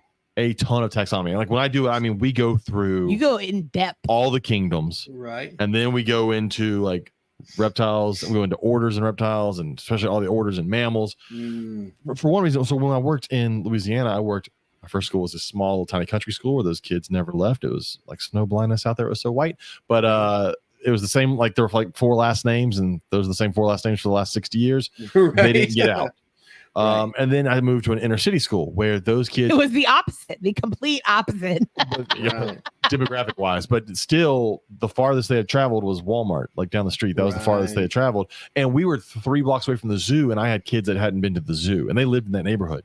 You could hear the Wow. lions at Like lunchtime from the the from zoo. outside, you could hear the animals from the zoo. and they'd So never I was always like, no, we're going to do this because these kids don't know these things are real. They don't know these animals even exist. Like they're always amazed to find out narwhals are a real thing. Oh yeah. Oh, I love doing the break science kind of stuff, like the black and white tegu. When those researchers a few years ago found that the breeding season in their den, they're a little bit warm blooded. I'm like, hey, Yeah. I just broke some science for you. Well, I like to throw up when we do taxonomy. I'll throw a picture of black jaguar, black jaguar, black leopard, and then a picture of a cougar, and I'm with no names. And we'll go one by one. I'm like, what is this called? What is this called? And of course, you get black panther the whole way through. And then I'm like, yeah, that's not a thing. Stop it. Never say it again. And then we go through what it is. I'm like, this That's is a what this superhero. thing is. Yeah. Yeah, that's the only time you're gonna see it. It's not a thing. But again, it's just they don't know any better. Like, well, Yeah. it's for someone like us. We grew up watching Discovery Channel and National Geographic, and we've really, like, if there was an hour-long special on king cobras, I'm watching the entire hour-long special on king cobras. Right, We right. read every sign at every museum that we go to. These kids are living in a world of 20-second videos, and none of it's really educational. If it's anything based on educational, it's way wrong. It's I'm not. getting bitten for science crap. Yeah. Yeah. Yeah. Okay, I don't know why Nathan wrote penis means nothing. I don't understand either. I was very confused. That's a weird one. in I the think chat. maybe it had to do with like something about taking stuff out. Maybe. I don't get it. I was don't- trying to make it make sense. I don't but know. couldn't. I'm gonna go with typo because penis means nothing is a weird statement. Nathan, And then all I could think of was a Saturday Night Live skit. dick in a box. No, the Oh. pen is mightier. Oh, pin is mine eater. That was a great one. Anyways, I get it's close to 9 o'clock here, so now I'm starting to Okay. get a little delusional. That's what happened. I get the a lot of the animals or even diseases that get wrong names because humans don't understand taxonomy or just because they've just grown up with common names. And so here, everybody in Utah here calls gopher snakes blow snakes. It's a corruption of bull snake, but it's a blow snake. And I'm like, outside of Utah, nobody knows what you're talking about. But then we've got people call pronghorn antelope. And I'm like, not an antelope. Of course, everybody's got the buffalo bison mix up. You've got around here we have daddy long legs. Everybody calls harvestman daddy long legs, and they say they're the most venomous spider in the world. And I like, love there's that several one, yeah. problems here. Yeah, and that's not even Well, a spider. That's why I used to Harvestman love isn't a spider. Mythbusters did the one, and they actually did the silver spider version of the daddy long legs, though. So those were actually spiders, at least. Yeah. Wait. Daddy long legs aren't. Have you ever looked at the body of a daddy long leg? It's just one body. It's not shaped like a spider, is it? No. Yeah, because it's not a spider. What is it? It's a harvestman. It's a harvestman. What does that mean? It's its own group. It's its own thing. It's in a separate group. Yeah, they've got a few things. They don't regrow their legs like a spider might, and they have a penis, and spiders don't. Yeah. Huh. So it's an arachnid. Yeah. So it is still an arachnid. But like in the same way that a horseshoe crab is an arachnid, but it's not a spider. Right. But they're related to spiders, not crabs. Right. Just confusing. Right. Unended diseases. I did not know this. Like stomach flu. I'm like, probably a norovirus or something similar to that, but flus are respiratory. And anyway, just things like that. In the South, there's only like 3 snakes. It's Chicken snakes. There's a ground rattler. Okay. That's anything that shakes its tail. Anything. If it's near the water, it's a cottonmouth. Okay. And if it's anything else, it's a rat. It's a chicken snake. It's a chicken snake. It's either a rat snake, a corn snake, a king snake, a milk snake. Anything you would find near chicken eggs is a chicken snake. Chicken snake. It doesn't have to be there. Like it's, but or I guess the other one everybody says now is it's a baby copperhead, and it's always a decay. That has become more common lately. I've noticed. Or to be a rat snake, it's a baby copperhead. I'm like, it looks nothing like a copperhead. Stop that. Oh, I think copperheads are so beautiful. I wish we had copperheads. They smell horrible though. That's true, but they're gorgeous. I think they're a pretty snake. They can climb trees. Fun fact. Yeah. Well, from what I understand, all snakes can swim and all snakes can climb. Just some don't want to. Well, I can tell you right now, if you were looking for an area that you know copperheads are in, look up. Okay, good to know. We almost walked straight into the street. I got called to a woman's house. She said, I have a bunch of copperheads. Yeah. I was like, okay. So I got there, and her yard goes right up to a tree line. And you get to the tree line, and all of a sudden you're like, oh shit, it smells like copperheads. Oh, it was strong. Which pause before everybody, not fucking cucumbers. Yeah, I don't get that. Do not because I like smell cucumbers. Like cucumbers. They not do not. In the slightest. That is not at all what my car smelled like. Everybody for 4 says days. black throat monitors smell like waffles, and I'm like, I don't smell it. What? Like waffles maple syrup. I guess like maple syrup. Yeah. And everybody says they smell like maple syrup. I don't get it. And then what is it? Dog paws are supposed to smell like Fritos, and I don't smell that either. That's never. No. If they smell like Fritos, they have an infection, and you need to go see the vet. Is that what that is? That has to do with a bacterial infection into their paws. Because we had a dog who would. That's a good thing. We had a dog who chewed his own nails. I miss him. Never had to have his nails cut because he chewed his own nails. I missed that. But it was an allergy issue, and his always smelled a little I will weird. take that allergy. I'm never having to cut his nails. It was great. Yeah. I just take him. I used to be a climber, so I take him up on granite and sandstone and wears the nails right down. Yep. So I get there and I'm walking this tree line in her yard. I'm like, well, they're definitely here. And I found one. And then I found another one. And then I found another one. Wow. Shit. And then I was like, you know what? Let me walk deeper into the woods. And I walked in, and then all of a sudden, the thought in my head went, these things eat cicadas, which means they're in trees. And I shine a light like 3 feet in front of my face, and I'm 6 foot tall, and it's on a branch eye level with me. I was like, shit! I almost walked right into this copperhead in a tree. Like I'd have to explain how I got bit on the head. Yeah, by a copperhead. Yeah. I was like, all right, so pay attention to the tree. I think I ended up with 4, and there was a 5th one I couldn't get. We couldn't get the 5th one, but yeah. Wow. But it was definitely a big female. I missed the female. That's who I didn't get. That's the one we didn't get. She was like, there was a bigger one. I was like, okay, so there was definitely a female, and I caught 4 males. Yeah. And that smell was definitely them trying to get it on. I mean, it was strong. Yeah. Right. And the back of my car they were in a box, and the back of my car smelled like that for 4 days. Horrible. Yeah, it smelled stays around for a while. Horrible. Yeah, I've had a box that sprung a leak and I didn't know about it, and an anaconda destroyed the box and the van. I had one where I had to transport my own car, and I had fabric in the back, and and it leaked out. And that's nenever coming out. That's a lovely smell. You get used to it. I've got severe olfactory fatigue. Well, what's so funny is because I did tell my coworkers, I'm like, animals have smells. And I can't smell it at my house. Like I I don't think any of our animals smell bad, but like when you walk into a zoo or you walk into like a reptile Our building, house does not smell like a zoo. no, it doesn't. Just But I was putting like, that out I was telling them, I was like, so just Well, I used to let me know or whatever. Like if you think it's an overwhelming smell. And then I have one coworker who can't smell.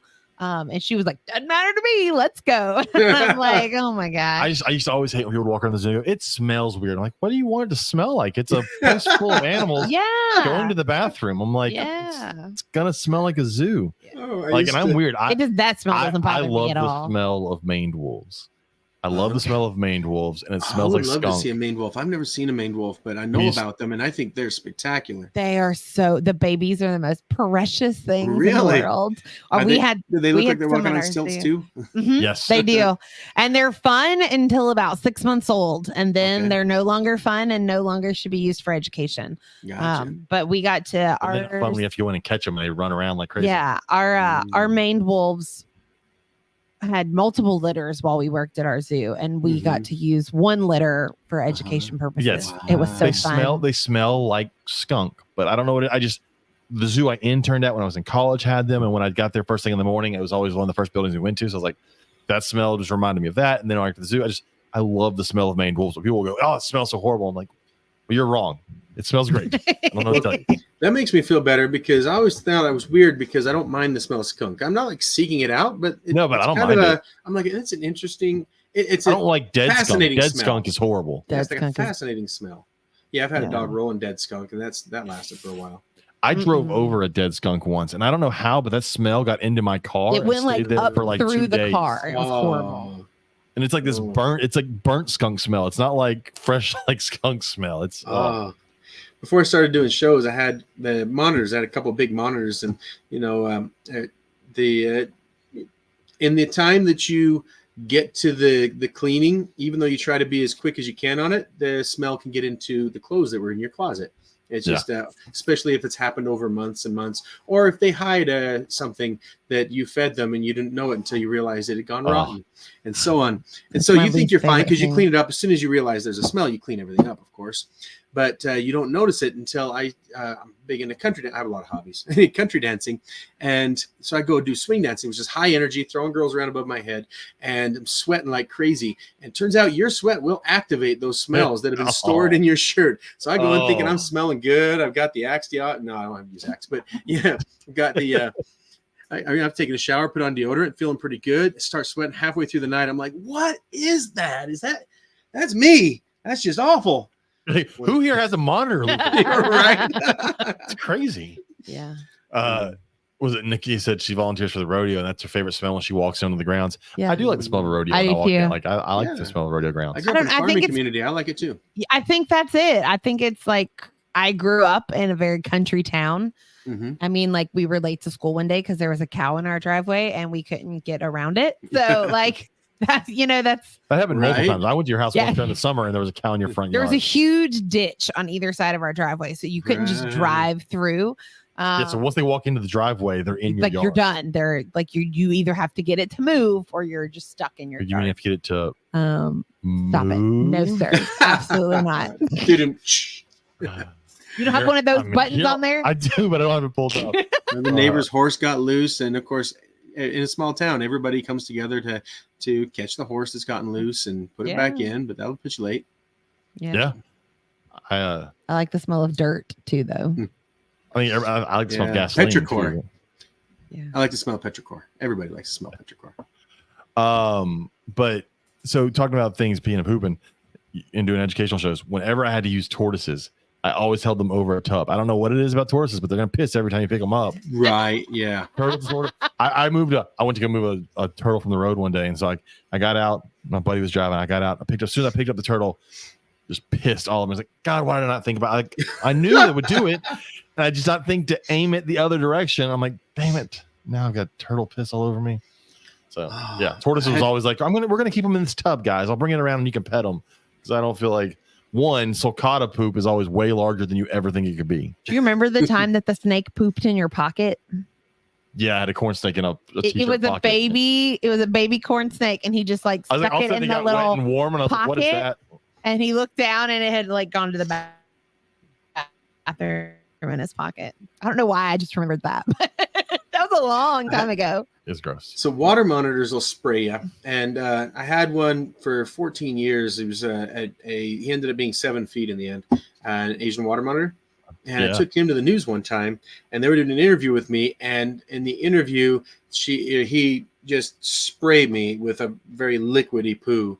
And then as soon as that happened, the interview wrapped up, the news person has things to do. They're like, all right, thanks. You can take care of this, right? Yep. And they're gone. So I'm here in the middle of the newsroom by myself, but it had been done over the reclaimed brick, the old weathered brick that has lots of little porous holes in it. Yeah. So I'm down there on my hands and knees trying to scrub it out of all the little divots in the brick everywhere and in the mortar of the brick that's on the ground. I'm like, oh my God, you couldn't have done that anywhere else. My favorite is always when you're trying to do something with like a big snake and they fart. And then you have to explain, yeah, they fart sometimes. Sometimes. I've never had a snake fart while I was doing a program. Some of the bigger boas. I've had tortoises before. Some of the bigger boas will do it every now and then. Well, there's a kid's book that's called Everybody Poops, and it's all about different animals and their poop. Oh, snakes and tortoises have to do that. Well, those two most impressive poops for animals that I've seen has always been sulcata. Just because even when my sulcatas were small, I was amazed at how large that poop was. If you're feeding them the right diet, because then it should come out like little bales of hay. But yeah, that's exactly what it looked like. Yes. Yeah. And then toads. Every time someone will post a picture in neighborhood groups of a big turd on their porch, and they're like, "Is this a raccoon or a cat?" I'm like, "It's a toad." Yeah, they just poop. They poop really big, and wherever they are, they don't care. And normally it's on doorsteps because people have the lights on and there's bugs, and so the toads come to the doorsteps, and so you get these big toad poops. And I'm like, it's very sizable, and it does. If you don't know any better, you would think, well, it's got to be a small mammal. There's no way that a toad did this. Yeah, but. Large poop. Big snakes, and those are some of the big poops I've had. I've always thought about throwing away the white urate part and sneaking the rest into the litter box of somebody I know that has a cat and just walking away, and they don't know, see what kind of reaction we get out of that. But I think the worst poops for me are anacondas. Have some of the stinkiest poop. Yes. They have some nasty, and then for some reason cobras, or at least black forest cobras, they have some nasty poops. Anacondas are gross, and rainbow boas every now and then. It's really when they poop in the water because it releases a smell that's not normally there when they poop on land. But we had a big, we had a decent sized green anaconda at the zoo, and it would poop in the water, and it was just And then my rainbow boa, every now and then sometimes she'll shit on land and it's fine, I can clean it up. But when it's in the water, if you don't get to it like right away, it just the smell is horrible. Oh yeah. So yeah, it's one thing that's great about having a team, because when I started out and I was on my own, man, I'm working a ton of hours just trying to keep up with the pooping, and it's hard to keep up with it. It's a lot of effort, and they just keep pooping. Now I've got a team, so they keep up with it, and I don't have to worry about it. And this shop smells fantastic, as far as I can tell. I have olfactory fatigue. It's on my classroom. Yeah. How many shows do y'all do a week? I know sometimes the year are busier than others, obviously, right. I don't know for the week, but I can get rough estimates on the month. So it depends on the time of year. Like December, January, and November, those are terrible times of year. Yeah. We don't make enough to break even. We lose money during that time of year. And so we probably do close to around 30 shows a month on those bad months. Then on our good months, we do like June, July, August. Yeah, that's a show a day. I was on like, a bad damn, month. that's a lot of shows. Yeah, well, we have 3 different vans and enough employees to send 3 shows simultaneously, and then each show might do 3 shows in a day during the busy time. So on a really busy day, we'll do 9 shows. We've squeezed in more, but that's a busy day that's normal. And so during our busy times, June, July, and August, we'll do close to 100. I don't know if we genuinely broken 100, but we're usually in the 90s for shows for June, July, or August per month. Wow. So I assume you're doing like birthdays, but also going to like public libraries, probably. Yeah, school libraries, sometimes photo shoots, sometimes conventions. We've got a furry convention that we do every year. We've got all sorts of stuff. We say anything that's safe and ethical for both the animals and the people. And so right now we're getting a lot of schools that we're a little more expensive than some of the other shows around here, so we get more schools right at the end of the school year, because that's where at the beginning of the school year they take the cheaper shows because they're trying to make sure that it spreads out. The money makes it, but at the end of the year they got to blow that money, and so or they lose it. Or they lose it, and we are the preferred show if they can afford it. So we're banging out shows right now. We do a good number of shows, and then number of fairs as well. So let me ask you, what are some things you've been asked to do where you're like, yeah, I'm not doing that? So we had one where we'll do some fear factor things. We're always suspicious of them because they're more worried about the shock factor than they are about any animal. So we're always careful about those. We've had people, we've had TV shows that have said, all right, we want you to bring in a rattlesnake and we're going to kill it and eat it. And I'm like, nope. No. I like my rattlesnakes. We've gone to a scout fear factor thing where we brought a bucket of cockroaches for them so that they could put things in, and the kids had to reach into the cockroaches and grab it. Okay. I'm like, okay, well, that's not so bad. And then, so we bring this bucket of cockroaches. I wasn't at this one. I had some employees at this one, but they told me that while they were doing some other stuff, because they had a table at this one. We don't usually use a table. We usually specifically a presentation. We've got a table because they're doing a few different things and they're focusing on what they're doing. And the cockroach bucket should be pretty maintainable. It's just there with a lid on it. And one of the scout leaders told the kids, without our guys hearing, that he would pay anybody $5 if they ate a cockroach. Didn't ask us if he could eat our pets, but I mean, sure, they're feeders, so not really pets. But I kind of felt like you should ask somebody before you eat their animals. Yeah. And so you it may just be a bug, but to us it has a purpose. And they had and they didn't hear any of this, so they find out this is going on when somebody opened up the bucket and kids start eating the cockroaches. I'm like, no, cockroaches swallow everything they clean off themselves. They're prone to all sorts of things like parasites. Don't eat our cockroaches. Not lab clean, ready to eat. They're not food grade cockroaches. Yeah, raw living cockroaches. Anyway, so people are crazy. I always watched Fear Factor, and I always wished I could be on one where it's like, we're gonna put you in a box full of snakes, and I'm like, oh no. I just feel like somebody like, sir, could you please quit playing with them? That's not good TV. We're just... So one of the things with one of our after school programs at the school that I work for, they wanted to do a Fear Factor thing back in October. I refuse to scare anybody with animals. And I sat down with the director and I said, look, I get that you're calling it Fear Factor because this is your Halloween event. However, we don't believe or encourage anyone to scare anyone with any type of animal that they could have a genuine fear of. She goes, no, that's not why I want you there. And she was like, we want you there to educate people on animals that they might find scary. And I'm like, that we can do 100%. But I was like, look, I'm not just going to blindly say yes. Right. Well, that's always been my thing. I refuse to scare anybody with a snake, but with any animal. But, I'd take snakes to school and other coworkers like, hey, go show so-and-so and scare them. I'm like, no. I was like, I may go show so-and-so, but I'm not going to just walk out. Like, it defeats what I'm trying to do. If me scaring somebody with an animal defeats everything I stand for when it comes to trying to get people to like snakes. Yeah.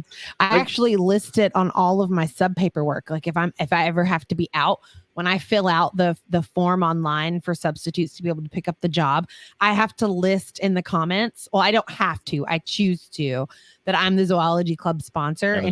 And even though I teach English and reading, I have 7 animals in my classroom, one of which is a snake. Because the first year that we had her, we had a sub walk in, refused to go past the door, and turned around and made the huge scene with all the kids. The kids were like, what's wrong? None of our animals are scary. I don't understand what's happening. And my principal very quickly just swapped 2 subs. But since then, I'm like, okay, let's give people a heads up that this is in my reading class, because they assume it's a science class when they see all the animals. Well, I've used start scares as entertainment, but it's always associated with, all right, we had fun, but this is not a scary animal, and here's why it is, what we're doing here.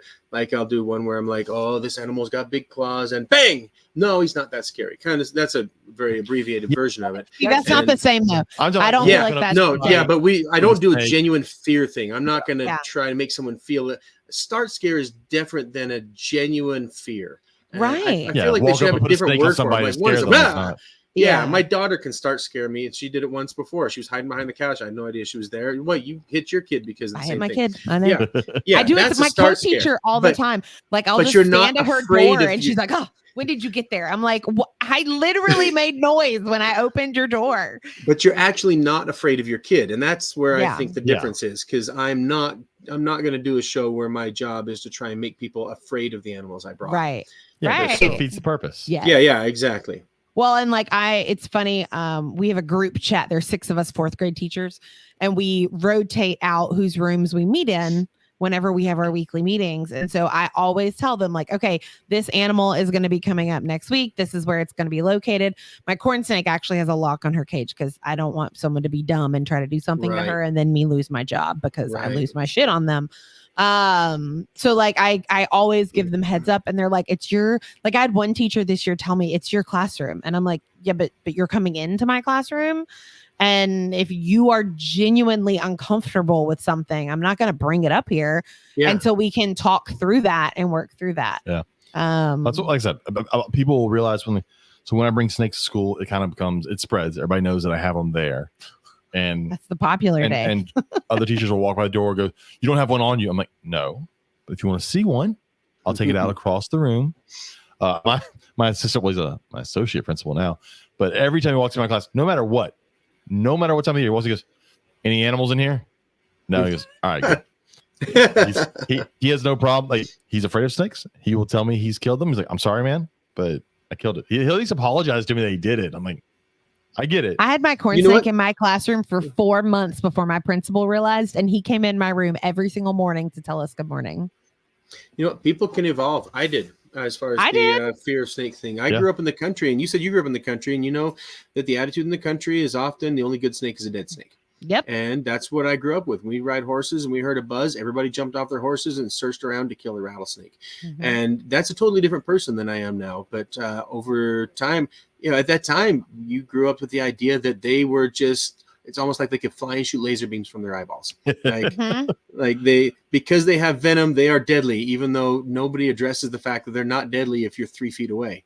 And so they, yeah, and so, well, you guys have bigger rattlesnakes. Maybe you have to be 4 feet down there. So anyway, so we, and now it's a totally different thing. You know, now I try and teach people who are in my position. I have reptile friends that they have nothing but hate for somebody who's killed a rattlesnake. And that's all they've got. And I'm like, you aren't going to help a situation. You're drawing battle lines is what you're doing. Mm-hmm. And so, having come from that situation, I try to meet them at their place. I'm like, hey, I'm not judging you, but this is why it's actually not that scary. And try to bring that back to bring them to my side with honey instead of vinegar. And I always try to tell them why it's good to have them in our world. I'm always like, look, like, I would much rather deal with a backyard full of snakes than a backyard full of mice, because I'm terrified of those little things.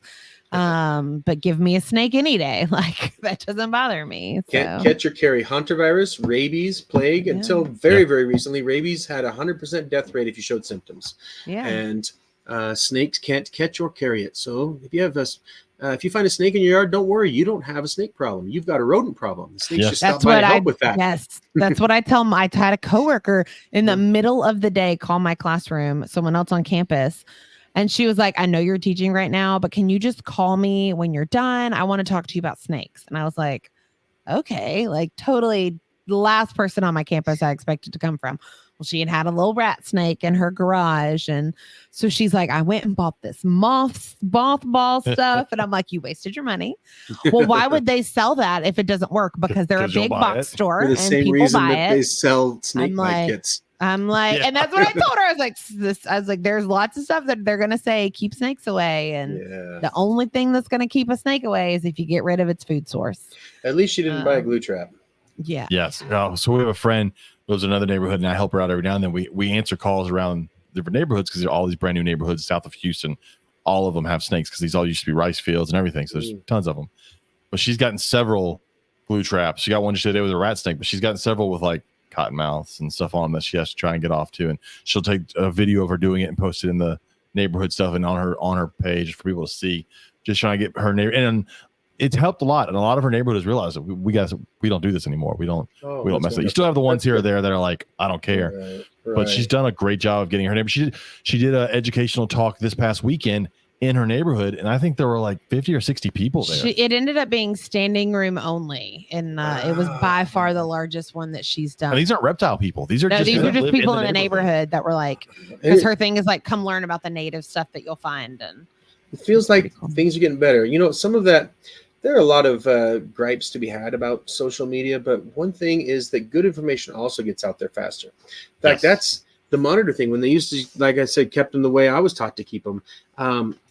Social media came out and everybody realized real fast, because the information was able to spread so fast, they need more space, they need digging, they higher temperatures, and the savanna species need a low fat diet. And that just, I remember when that happened, all of a sudden everybody knew because it was spread via social media. Yeah. So that's, I'm big on education. And even before I was a teacher, it used to drive me nuts as a reptile keeper. I'd be in the back of a reptile building cleaning cages. And you get all these school groups to come to a zoo, and you have a teacher send her kid in through the door, and the teacher goes around and waits on the other side. I'm like, no. That doesn't bother me at all. Those people are fine. Let me finish. That bothers me because that person's job is to be an educator. You just send a group of fifth graders, fourth graders, third graders into a room, and no one's going to tell them what they are, read anything to them, explain stuff. She could read a sign to the kids, and they're not there. And so I'm like, they're missing an opportunity on what? Because the worst people are the ones. I didn't say these were the worst. I said I didn't like them. The ones that refuse to even let the children go in the building. Hitler's way worse than them. So. No, the people that will say, nope, that has snakes, we're not going to go in. No, and just completely walk around the building. I hate that too. But I just hate. I'm like, if you're taking kids to a zoo, especially as an educator, educate. Don't just educate them on the cute fuzzy things. All right. And I think that. So you're perfectly okay with them just sending them in and not teaching them anything because 9 times out of 10, that teacher is going to tell them, I don't like what's in there, but you go ahead and look anyways. But no one taught them anything. But you don't know that teacher didn't talk about it before they went in the building or after. And they're still being exposed. And there is still a chance that those kids are reading that. You're wrong on this, James. I think it would be better to get the education. But I think if we barter ourselves down and feeling like everything needs to be educated, because we love reptiles. So we want to see the education for reptiles. But if you look at the broader picture, I'm with her, because everything, that means that every second of every day, everybody that knows something about anything in our environment would have to be educating people about it. It'd be overwhelming. But that's different than an educator taking kids on a field trip. How? Right. Because me walking down the street and the guy's a mechanic doesn't need to tell me out of nowhere, hey, this is how you change a tire. But what kind of educator? It's a teacher taking a kid to taking a school field trip to a zoo. But they may not have been the one who planned the zoo. They may not have even wanted to go to that zoo for a field trip. Geared teacher. They may be a teacher that's geared toward English, science, English, math. But they can still read a sign. That's my whole thing. Is there's tons of signage at a zoo that you have obviously never been on an elementary school field trip. Well, I can see where you're at. More could have been done. I'm with you on that. More could have been done. I didn't say I'm not going to condemn them. I'm just saying that they should have done. They should do more. I'm not saying, but they probably are doing more for other types of animals. Fuck the other I'm not going to blame them for not doing everything, because they did something. So. They still made them go through the building. Right. I vividly remember when I was in the 4th grade. It was the first field trip my dad went on, and we went to the New Orleans Zoo because it was just a 2-hour drive. And there were 3 of us in my group, Carla, Nicole, and me. And I vividly remember this. Carla was petrified, like a picture of a snake scared her. But Nicole and I wanted to go through the building. We were 10. My dad was like, they can't go by themselves. He carried Carla through the exhibit with her arms around his shoulder, buried in his neck, so she didn't have to look at anything. And my dad was also terrified of snakes, but he walked us through that building anyways because we wanted to. But he went in the building. He did, but he went because we couldn't be alone. But he went in the building. But if your kids are big enough to be alone, it's okay. But he went in the building. Pretty sure you just proved my point. Thanks, Katie. All right. Anyways, it's gotten late.